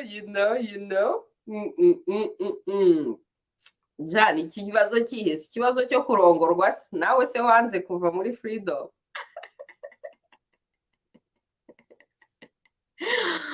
ngo arabenga none se urabenga hari abantu bakeka ko hariho obligation ujya ubenga ntacyo kirimo ariko hari abantu bumva ko ngo ukomba kurongorwa bakanagushyiraho na time limit ndibuka kera hari abasore bajyaga bambwira ngo Louise uri hafi kugira 25 ans ibaze ngifite 25 ngo uri hafi kugira 25 ans ngo umukobwa wa 25 ans nta mugabo ngo byawe birarangiye ngaseka ambiance 30 ndacyari muri ambiance 40 buri muntu n'ubuzima bwe urumva si buri muntu n'ubuzima bwe rwose niba mwebwe mwumva kurongora bibashimishije mubishaka murongorwe tuzaza mu bukwe hanyuma n'abandi bibereye muri freedom babe bibatwaye iki ariko imana ngira nuko nyine ndi muri Canada hari igihe nyine kubera societe turimo izo pressure zitakugeraho cyane ariko iyo pressure iyo ngiye muri Afrika ndayifiringa inshuro igihumbi hari igihe njya ntekereza ngomba muri Afrika nshobora mbega byaba ari nka impossible kuhaba nk'umwaka 2-5 utararongorwa kuko societe yaba imaze kugusaza kuko iyo ngiye muri Afrika buri cyumweru bampresenta abantu demanda mariage zikuba inshuro igihumbi urumva se rero uba muri iyo societe hari igihe bitakorohera cyane ariko ubinaha ushobora gukwepa abantu bose ukabaho muri individualisme yaba ngaba urakwepa mariage nakwambi feminist freedom ntabwo ari comparable n'imico yo muri Afrika ndakeka yuko isi iravansa Afrika isubira inyuma oya ariko njye ntabwo ndi umufeministe freedom irimo nta hantu bihuriye n'abafeministe ntabwo ari ukuvuga ngo mfite ibibazo n'abagabo mpinga abagabo ndari muri competition n'abagabo wapi abafeministe ahubwo ndabapinga cyane nta hantu bihuriye ahubwo njyewe I respect marriage urumva nta nubwo nshaka no kujya muri mariage légèrement I respect marriage so much I'm plus understanding a mariage kuri spiritual level mariage ni ishuri rero ntashaka kujyamo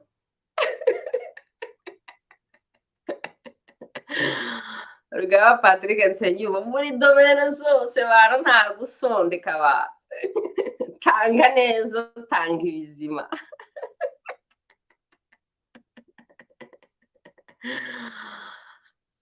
benshi barakabya ibya birenge uzi kujya n'umugore mu isoko agiye guhaha ibyo kurya agera mu myenda agaparika gutunga imyenda myinshi nanjye simbishyigikiye pe yiki icyangombwa burya kameme ni ukwambara ampurisi ukambara ibintu byiza bijyanye na taye yawe kuko abantu bose ntabwo bafite tayi imwe, abantu bose ntabwo bateye kimwe, abantu bose ntabwo baberwa rimwe. Ibimbera ntabwo ari byo byakubera ukurikije taye yawe. Rero indi erreur abantu bakora, abakobwa nuko abona akana kayambaye ngo ndashaka biriya kandi yenda ntibijyanye nawe. Ugomba kwireba ukimenya ukambara ibijyanye nawe, biberanye nawe. Ibibera kanaka si byo bikubera, right? Bice byiza antuka ebana, that's my choice kabisa. Kandi wumve ko Benz gusa tuzemera na Toyota. Ubwiza ni nk'amamodoka, urumva? Ubwiza ni nk'amamodoka. Hari za Lamborghini, ninde se udashaka kureba Lamborghini? Ninde se ubona Lamborghini ntayifuze ntayishaka? Urumva se? Yo, rero Melody ebana, dore ba Melody ni nka ba za Lamborghini na Ferrari zisaza abantu.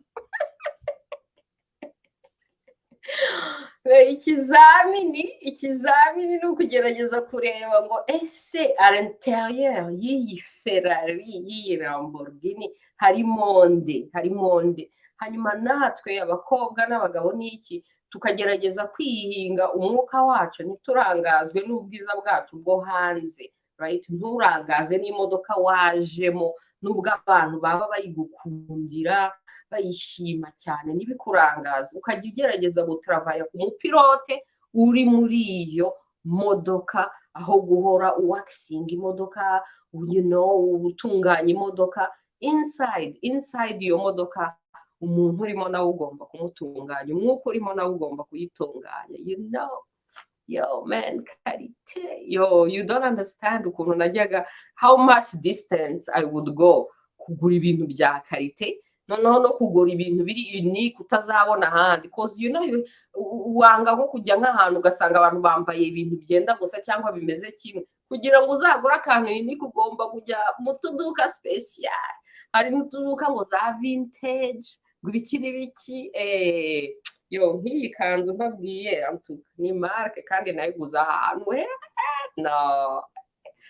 Ariko urabona ikambara ni imyaka yose, kandi uko nyambaye ugakeka ko ari ikanzu nshya naguze. Byahise.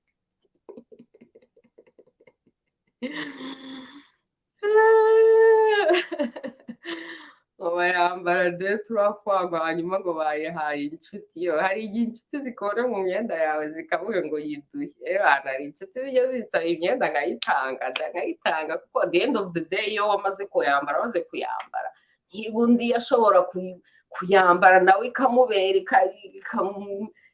ikamukoraho efe. Why not? Ni hahandi tuzabyambara byose tubisige ku isi. The day uzapfa uzagenda wambaye one outfit gusa.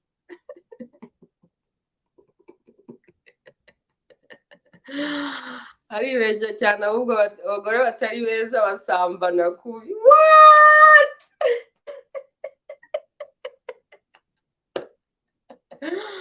Oh my God, Melody. Ariko se abagabo bose baba bishakira abagore beza, ariko abagabo bose kame baba bari kwa Melody kame nabo yangiye bagasara bakamwanga bakamugirira inziga.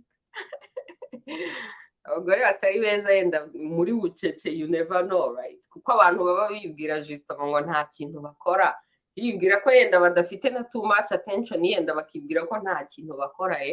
Kumbe ibi se twabibwirwa nande? Ninde uzaza gukonfirma ko bazanapfa babyemeye? Freedom yanjye ndayikunda cyane, yararyoheye. Niyumva. Yo, Patrick Nsengiyumva. Oh my goodness. Yo, Rugaba Patrick Nsengiyumva.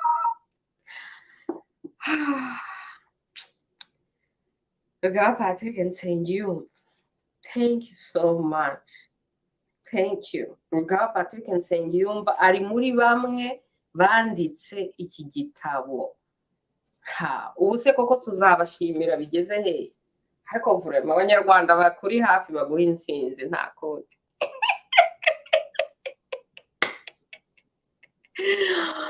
Intsinzi bana b'u Rwanda, intsinzi. Ngenda yibona intsinzi ivuye muri Congo.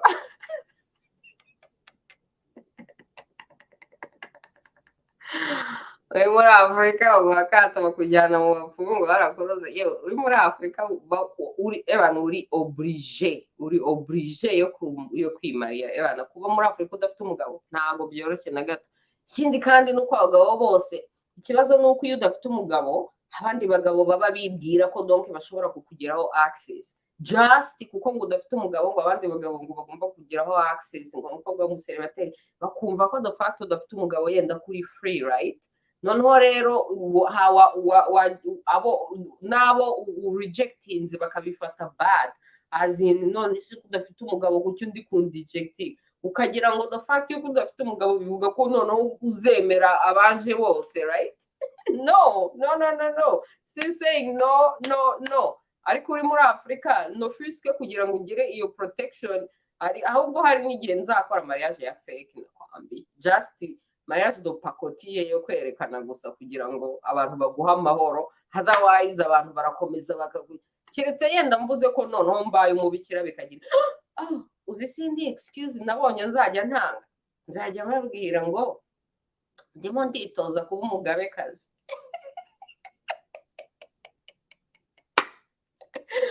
Yo mu muco wa Kinyarwanda umugabekazi ntagira umugabo. Iyo ugize umugabo uri umugabekazi biba ikibazo. Urumva rero niba umuntu ari kwitoza kuba umugabekazi agomba kwitoza kutagira umugabo.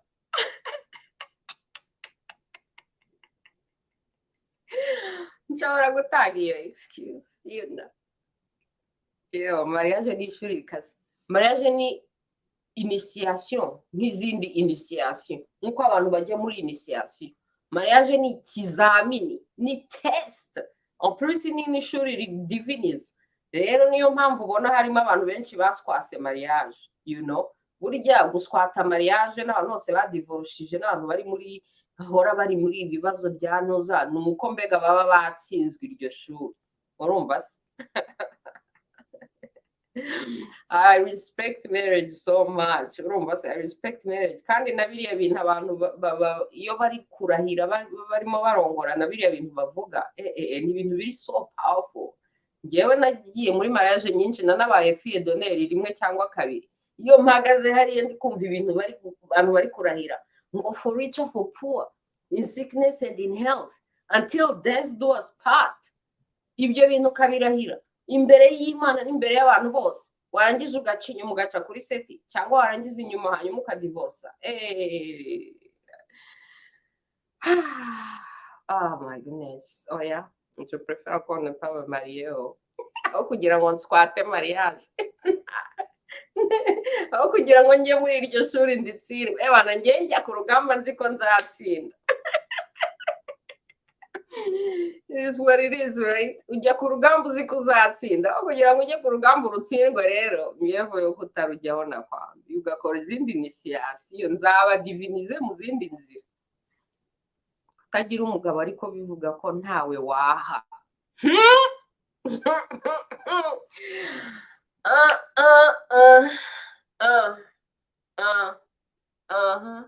No comment. Yasize igihe ndavuga no comment. Kami vreo. Ariko vreo. Iyo kurya kurirongora no kurirongera ntiribaho wabishobora yabireka agakorera rubanda yigenga. Birivuga neza. Please take your time, you have the right of choice. Yo man, hari igihe numva iyo ushaka gukora iyo uri muri projet ya ambition nka education ya continent ya Afurika yose mba numva projet mfite ari so ambitious kandi insatisfying so much spiritually. I'm so focused kuri project yanjye ku buryo mbega numva nshobora gusacrificing the idea ya marriage n'urugo in this lifetime and I will still be so happy, you know what I mean. Ndumva ari ibintu nshobora gusacrificing and get away with it and still be happy.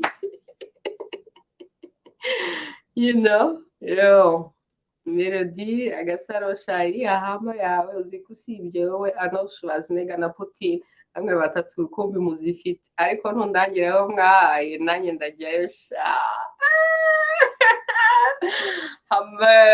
yo ntabwo ari bo bonyine bazifite hari igihe twigeze kujya muri Europe nahuye n'umutipe abatipe b'inshuti zanjye hari umutipe umwe muri batipe b'inshuti zanjye yari afite hammer ndibuka twavuye i Paris nari ndi kumwe n'abakobwa b'inshuti zanjye turi muri ambiance turi muri ambiance ebana hahandi uvuga ngo bariya abana ebana tubasezere kuko bibera muri ambiance igeze ku yindi level ndabyibuka ebana umutipe yaje kudutwara muri hammer tuvuye Paris twicaye muri hammer tugera i Buruseli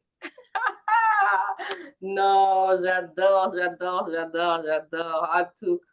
ni ride muri Europe ntago bisanzwe abantu bagira hammer ariko inaha zirahari muri North America muri Canada no muri Amerika zirahari muri Europe c'est pas évident mais kuko ndibuka icyo gihe turi ni Paris tukava i Paris muri hammer tukagera i Buruseli abantu baradushungeragaho twacaga hose noneho rero bakajya banabivuga mu gifaransa ntidusobanukirwe bakajya bavuga mu gifaransa putain mais t'as vu la hume turahura hume mais c'est quoi la hume non plus tard tuza kurealiza ko la hume ari ngo hammer ngo babivuga ngo la hume turi muri hammer la hume c'est n'ibiki anyways sha bravo Melody uyifite tanga lift wa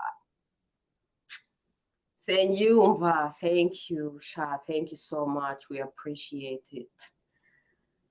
Jeanne Mukamurenzi ati naze muhe happiness. What? Ninde uri kubwira ngo wegende go happiness? Jeanne Mukamurenzi afitanye dosiye na Gatebuke. Yo, Gatebuke azaba hari ejo bundi nituba turi kuvuga uncensored. Jeanne Mukamurenzi nizere kuzaba wicaye kuri line number 1.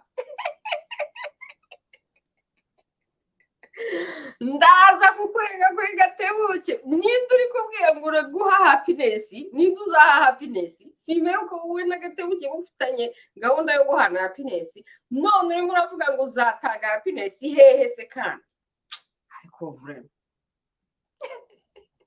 tuyi Antoinette turi kumwe yo Kagoma ntukiri ikibazo ntacyo wamburana ye baba we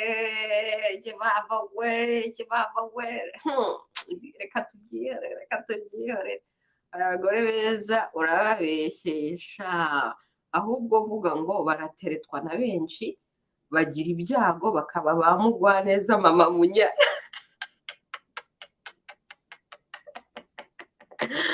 Abanyarwanda ni fosanda baravuga ngo abakobwa beza bapfa ubusa ibaze koko intsinzi wapise ariko vraiment Patrick Rugaba Nsengiyumva ebana intsinzi kugereho rwose intsinzi kugereho kuko ibintu wakoze ni magnifique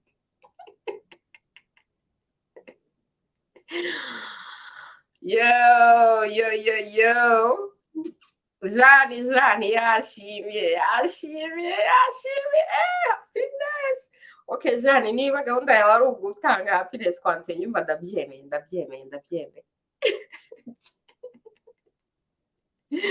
kizamini ushobora gukopera iyo umuntu aba yacuze inkota reka sinakubwira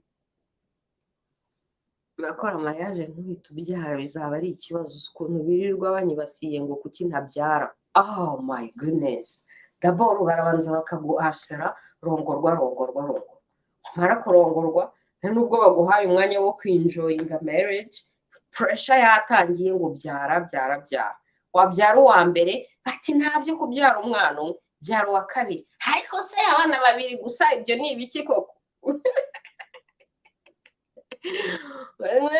ukahora ubaho uri mu bintu biri pousse pressure ya societe ariko se deep down muri wowe on the inside wumva bimeze gute urumva se yewe deep down muri ngewe on the inside numva naramaze kubyara n'abana benshi cyane spiritually numva amfete kubyara abana spiritually ari byo nkunze cyane kurushaho kubera ko bituma nshobora kubyara abana batabarika kandi ske physically ndi very limited ku mubare w'abana nshobora no kubyara rero ubundi ngewe nakwifuza no kubyara abana benshi cyane ariko rero ni abana benshi cyane deja nubwo ushobora kubabyara uri umugore keretse uri umugabo wara Nick Cannon ugatera inda abagore 500 buri wese umutera abana 10 ubwo nibwo wabyara abana 1000 ariko se uri umugore ukifuza kubyara abana 1000 wababyara gute wababyara spiritually byagusaba ku sacrificing kubyara abana biologically hanyuma ariko ukabyara abana 1000 cyangwa miliyoni spiritually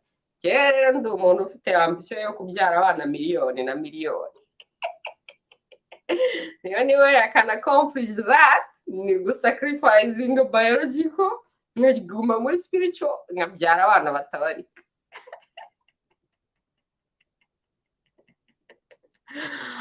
yo ikizamini udashobora gukopera se ni ngiki mwaretse ibya mariage mukadushobora kudutera ubwoba kwebwe bato oya nakubatera ubwoba erega buri muntu agira destin ye buri muntu agiye focusinga kuri destin ntabwo abantu baje kubaho ubuzima bumwe urumva se kandi tuzagira chance nyinshi zo kubaho ntabwo ari ngombwa rero kubaho ubuzima utiyumvamo muri ubu buzima hanyuma rero ukaba frustré ukazarinda upfa uri frustré kandi warashoboraga kubaho ubuzima wifuza hanyuma ukazapfa uri happy icyangombwa ni ugupfa ufite amahoro n'ibyishimo ukagera ku Mana ufite amahoro bigeze ku Mana udafite amahoro ujya mu muriro kujya mu muriro ni ukongera kuvukira kuri iyi si ntabwo rero ngiye nshaka kujya mu muriro nzakora ibimesha amahoro n'ibyishimo buri gihe mixing some English. Pearl Tango, thank you so much for being here. Jamaica in the building. Yo, we started in English, so this is the KinyaRwanda part. We've been speaking in English for our first hour, and then we moved into French for a little bit. So this is the KinyaRwanda part. It's important that we speak our African languages so you can learn it. There's no other way to learn it but to listen to the people who speak it. Thank you so much for being here. We love you, our fellow Africans of the Caribbeans, Jamaica, and all over the place. We love you, Yama. Laim. Nzaba Mario, ndi hafi kurangiza urakoze kuri aya masomo turagukunda cyane urakoze cyane mugire weekend nziza ebana nanjye ndi hafi kurangiza Louise gushinga urugo so marié no gukora entreprise isaba responsabilité na compromis ntago byoroshye rero gufatira iyo responsabilité exactly ni responsabilité ni ishuri ni ibintu byo kurespecta ni ibintu bikomeye cyane ni ibintu umuntu agomba kubaha ni ibintu umuntu agomba gukora bimurimo no en plus mariage ngewe mfite ukuntu nayisobanukiye spirituellement is very powerful nta kuyijyamo arareje no kuyirespecta no kwirespecta mu gihe umuntu ayigiyemo ebana hanyuma nyine ukaguma muri uwo murongo niyo mpamvu ngiye navuze ngo abagabo bari married ntibakamvugisha niyo nibagumane n'abagore babo bagume muri mariage zabo bige kwiyubaka no kubaka ingo zabo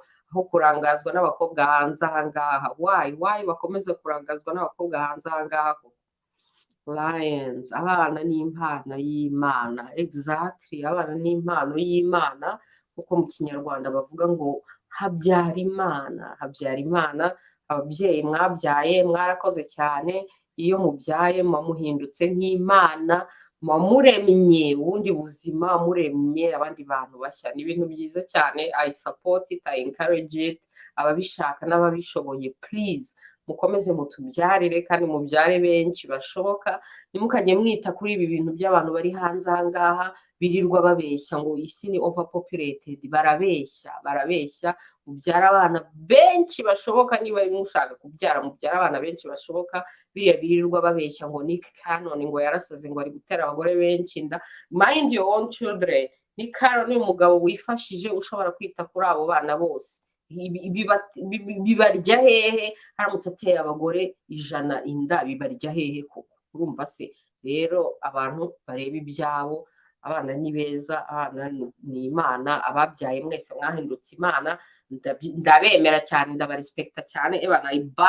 bow to that I respect it urumva se gusa abo bana bakeneye na education nzaba mpari rero muri education mbega nzaherekeza abandi kubyara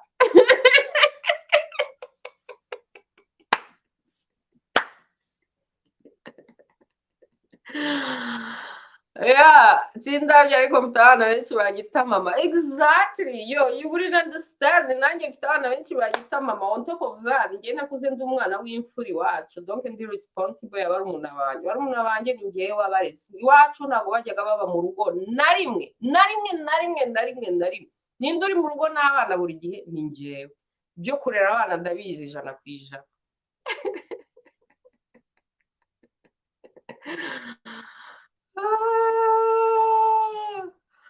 Umuyisilamu nta kibazo mfite. Umuyisilamu ngo bemerewe kurongora ngo abagore bane. Kuki se babarimise kuri bane gusa? Culture africaine is even better. Kuko culture africaine ntabwo ishyiraho limit. Abayisilamu ngo mwemerewe kugira abagore bane. Why bane gusa? Why random number? Bane bisobanuye iki? 1 2 3 4. Why not 2? Why not 3? Why not 10? Why not 20? Kuki babarimita kuri bane?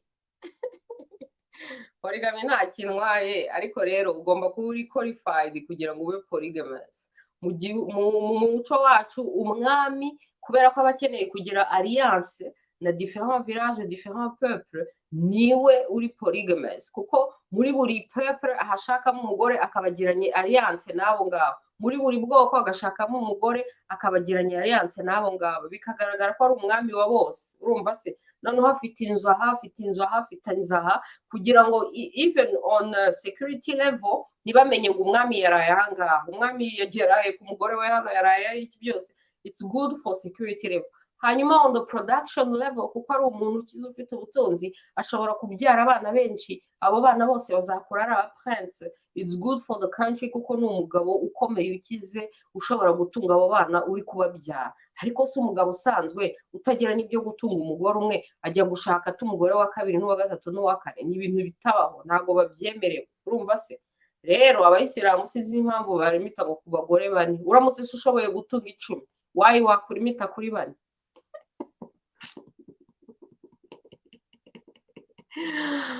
Mfite 2 garçons. Yego sha, félicitations mu Kinyarwanda batuzabyare hungu na kobwa. Turakwifuriza kugira n'abandi benshi cyane. Tuyi yo sha, imbavu zozo zizavunika kabisa. Freedom.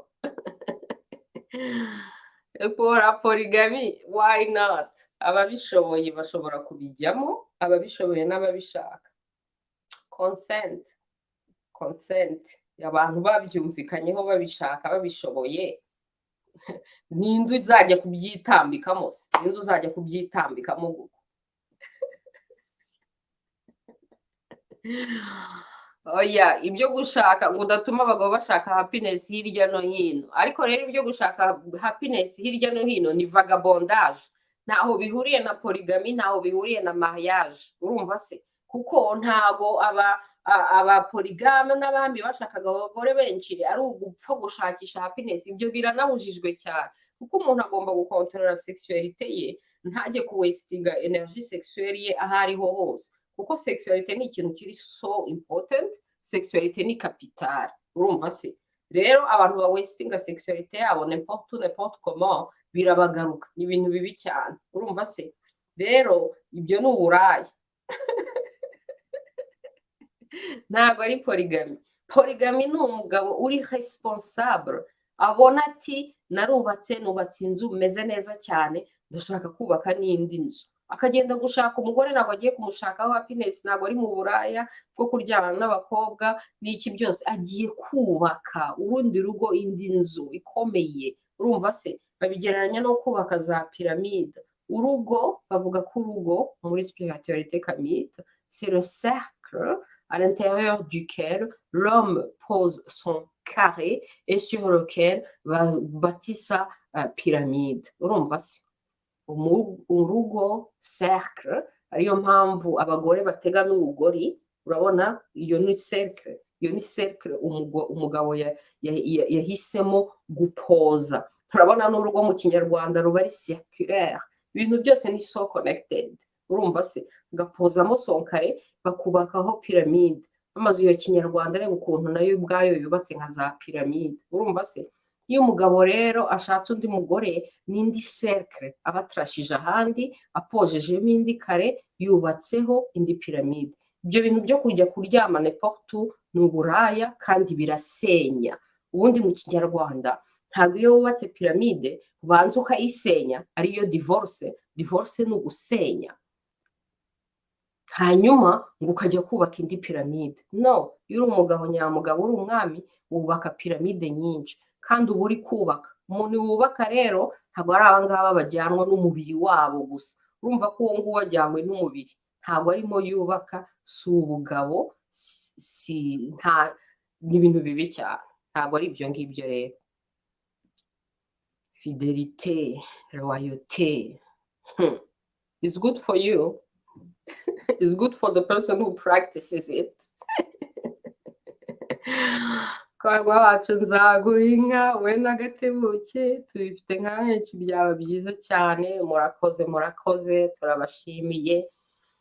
Urugo ni base ya sosiyete. Exactly, urugo ni base ya sosiyete. Urugo niho igihugu cyubakiyeho, niho umuryango uhera, niho ibintu byose bihera.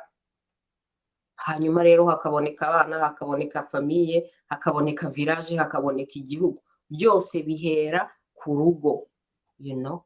Usona ati ndi open mind.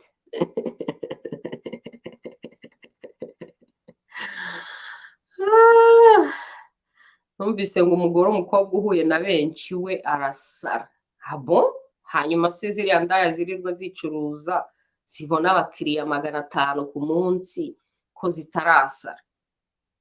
I don't know if that's true, you know. Nibaza ko hari nk'ikintu bishobora kuafecta umuntu spiritually, kuko sex veut pas, sex ni spiritual, nubwo bwose ari act muri physique ariko ifite ibintu yafectaho spiritual, which is why ubundi babyankadra bagira ngo umuntu abanze ashinga urugo noneho abone guhavinga ntuza sex à l'intérieur y'iyo encadrement, à l'intérieur y'iyo cercle, aho kugira ngo ajye kuvagabonda.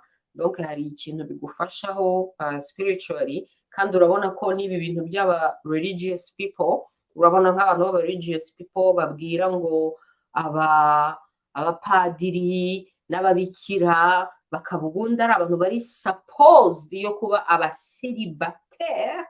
Kuba umusélibataire burya bijyana no kuba uri sexual abstinence, utari vagabonda muri sex. Donc rero bifite ukuntu bigufortifia spirituellement. Urumva se kutavagabonda muri sex, niba rero kutavagabonda muri sex bifite ukuntu bigufortifia spirituellement, ubwo no kuvagabonda bifite ukuntu bikuaffect. Ariko se nibyo basara koko kandi tubazi ko badasara? I don't know. Ariko icyo nzi nuko umuntu washaka kubivamo niyo yaba yarakoze ibingana iki byose ashobora kubivamo. Hari cleansing ceremony, hari hanyuma cleansing akongera agatangira ubuzima bushyashya. So I don't know about this one. Separation ibaho, ya separation ibaho nyine, separation ibaho nyine, you know, bibaho nyine. Inka murazikwiye, wowe n'agatebuke muri bakeya b'inyangamugayo dusigaranye.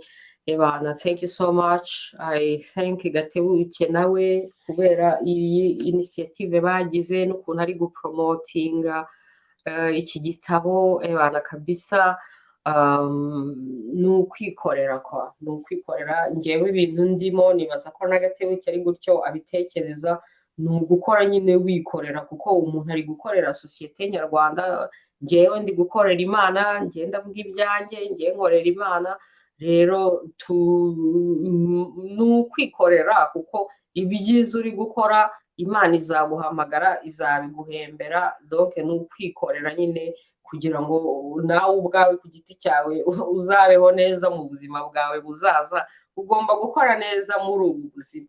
Rero iyo abantu bakora neza ntibakajye banibwira ko hari undi bari gukorera cyangwa muri sosiyete bari gukorera, nawe ubwawe uri kwigirira neza, uri kwigirira neza bya bindi twabonye ngo ukora icyiza ukagisanga imbere, niba uri gukora icyiza really nubwo bwose waba uri gukora icyiza uri gukorera abandi hari n'ibintu yenda muri personal life yawe wasacrificinze ubu ngubu na sacrificinze the party nyine and all those things tumaze kuvuga ariko it's okay kubera ko uri kwikorera kuzi icyiza uzagisanga imbere ibyiza byose wakoze uzabisanga imbere ku Imana uzabihemberwa in the next lifetime ushobora kwirota uruva noneho uri kugendera muri kajugujugu muri uyu mubiri uri kugendera muri Lamborghini maybe in the next lifetime we will be rewarded with an even better body who knows noneho body umuntu azaba afite in the next life and bigger responsibilities bitewe n'ukuntu witwaye neza muri ubu buzima. Alright my people turarangije ndumva birangije. Oh my goodness ibibazo nari nabonye kame mu ndabikubiseho gatoya.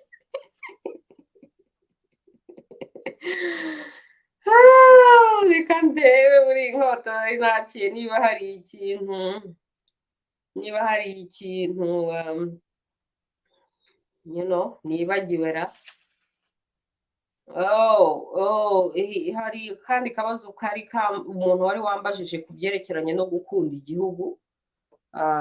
igihugu abantu bari kumbaza ngo ese ubona hari umuntu ukunda igihugu umuntu ubona urabona ko abanyarwanda bakunda kubwira abandi ngo wowe ngo umwanzi w'igihugu wowe nta gukunda igihugu ngo ese ngo waduha urugero rw'umuntu ubona akunda igihugu rero ndangirize kuri ibyo ngibyo mvuga ni umuntu mbona kame yarerekanye urukundo ku gihugu uyu mudamu witwa Victoire Ingabire mbona yarerekanye urukundo ku gihugu rukomeye cyane guta iyi comfort life yo muri Occident hanyuma rero agahaguruka akagenda gusafaringa ibyo yasafarinze byose muri uriya Rwanda hanyuma rero akaguma muri uriya Rwanda abaho uko abayeho muri guverinoma aho agomba gukohabitinga n'abantu bari trained kuba killing machines mbona ari grand sacrifice ikomeye cyane kandi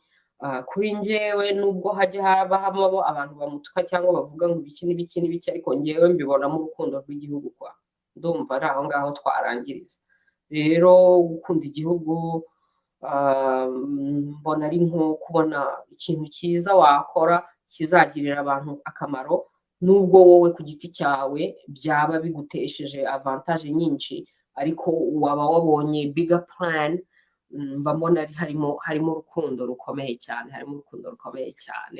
rero gukunda igihugu no gukora ibintu byiza bizagirira abantu benshi akamaro nubwo byaba bidashimishije leta kuko leta ntabwo ari igihugu ntabwo tubereyeho gushimisha leta tubereyeho gushimisha Imana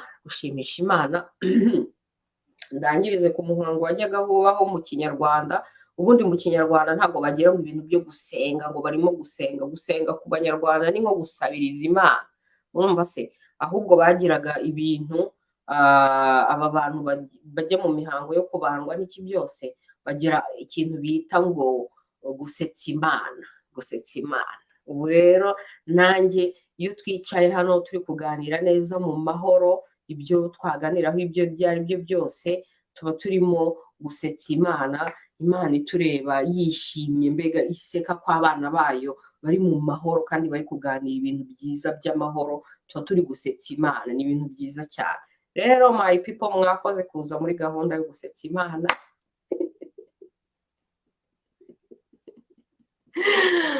muragahora musetsa Imana muragahora mukora ibyiza muri mu byiza muba mu byiza muragahora muri creative machines mukreatinga muragahora murema nk'uko turi abana b'Imana rurema natwe tubeho turema ibyo nibyo bisetsa Imana nibyo bishimisha Imana tube muri gahunda zo gusetsa Imana.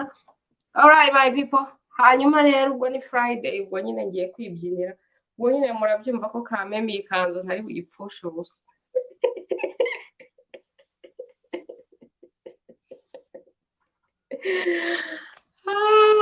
thank you so much ndabasezeye thank you so much abashaka kugira aho batubona muza aho turi murabizi ko turi kuri Uwacu.com, so you can find me there. Abari muri Canada bashaka kureba show kuri televiziyo, please Vancouver, Calgary, channel 4, channel 10, hanyuma the rest of Canada 299 kuri Sha Direct, hanyuma na channel 901 kuri Sha Cable. Thank you so much. Abashaka kudusapotinga, please, turi independent, so mushobora kudusapotinga, mushobora gutanga amaturo, that's where mushobora kudusapotinga. I appreciate everybody. Mwese ndabakunda Santima Moko. Thank you so much. Mwakoze cyane. Ingabire, yes. Urukundo rw'igihugu yararwerekanye. Aha. Melody, sase hakwaye guba mu gihugu utemerewe no kuba wagura umuturage ikiro cy'umuceri. Ariko byibuze haba iyo initiative yagerageje kubikora, leta ikabyitambikamo, ubwo abaturage nabo si bicucu, barareba bati udukunda ninde, ushaka kudukorera ninde. Kuba niba umuntu atari no mu buyobozi ariko agakora ibintu byiza kurusha ubuyobozi, noneho ubuyobozi bukabyitambikamo bukamubuza gukora ibintu byiza kandi arimo akorera abaturage, ubwo urumva ninde ukunda abaturage? Abayobozi bo ubwabo baba barimo bereka abaturage ubakunda rinde, kuko niba umuntu ashatse kukugaburira hanyuma leta ariyo yagombye gukora abaturage ikaza ikabyitambikamo ikamubuza kukugaburira, icyo gihe urabimenya wowe w'umuturage. Leta ubwayo ibiri mu bikorwa bwo kwangisha leta abaturage, kuko icyo gihe abaturage banga leta, hari haje umuntu aje kubifashiriza babyitambitsemo. Ninde uri kwangisha leta abaturage? Ni leta ubwayo iri kubikora. Muri make leta gusabota Ingabire baba barimo bihirika, baba barimo bihemukira. Nibyo rero. Thank you so much, Melody, Linons, everyone, to Antoinette, murakoze. Ebana, thank you so much. I appreciate abantu bose tuganira neza, abantu bose tubanye mu mahoro no mu kuri. Ebana, ibintu biri clear. I don't care who you are. Ntago nkeneye kumenyana namwe muri private life yanyu, ntago nkeneye kuvugana namwe. Ababishoboye mushobora kuza, abatabishoboye c'est pas grave. Urumva se icyo ngewe mbifuriza nuko buri wese abaho ubuzima yifuza kubaho, kandi ukabaho mu mahoro no mu byishimo mu buzima bwawe wihitiyemo. Nta muntu ugomba kugushyiraho pressure ngo ukora ibi, kora nkanjye, mera nkanjye, niba udakoze ibi, niba utabaye nkanjye, udabiyembwira uri ibi n'ibi ndakurejectinze biki n'ibiki. No, duhana amahoro my people, baho mu mahoro, nanjye ndiho mu mahoro. Wishimire ibyawe, nanjye nishimiye ibyanjye, ndakwishimiye. Ebana, nishimiye n'ibyanjye. Duhorane Imana, tugire ubuzima bwiza my people, dusetse Imana, tubeho turema, nta kindi. Yeah, we are done. No, that one. Which one? Oh yeah. Which one? Okay, yeah. Okay. Yeah. All right, I got it. Okay, my people, turi kumwe. All right. Yes. Yeah, I think you can end it. Yeah, man.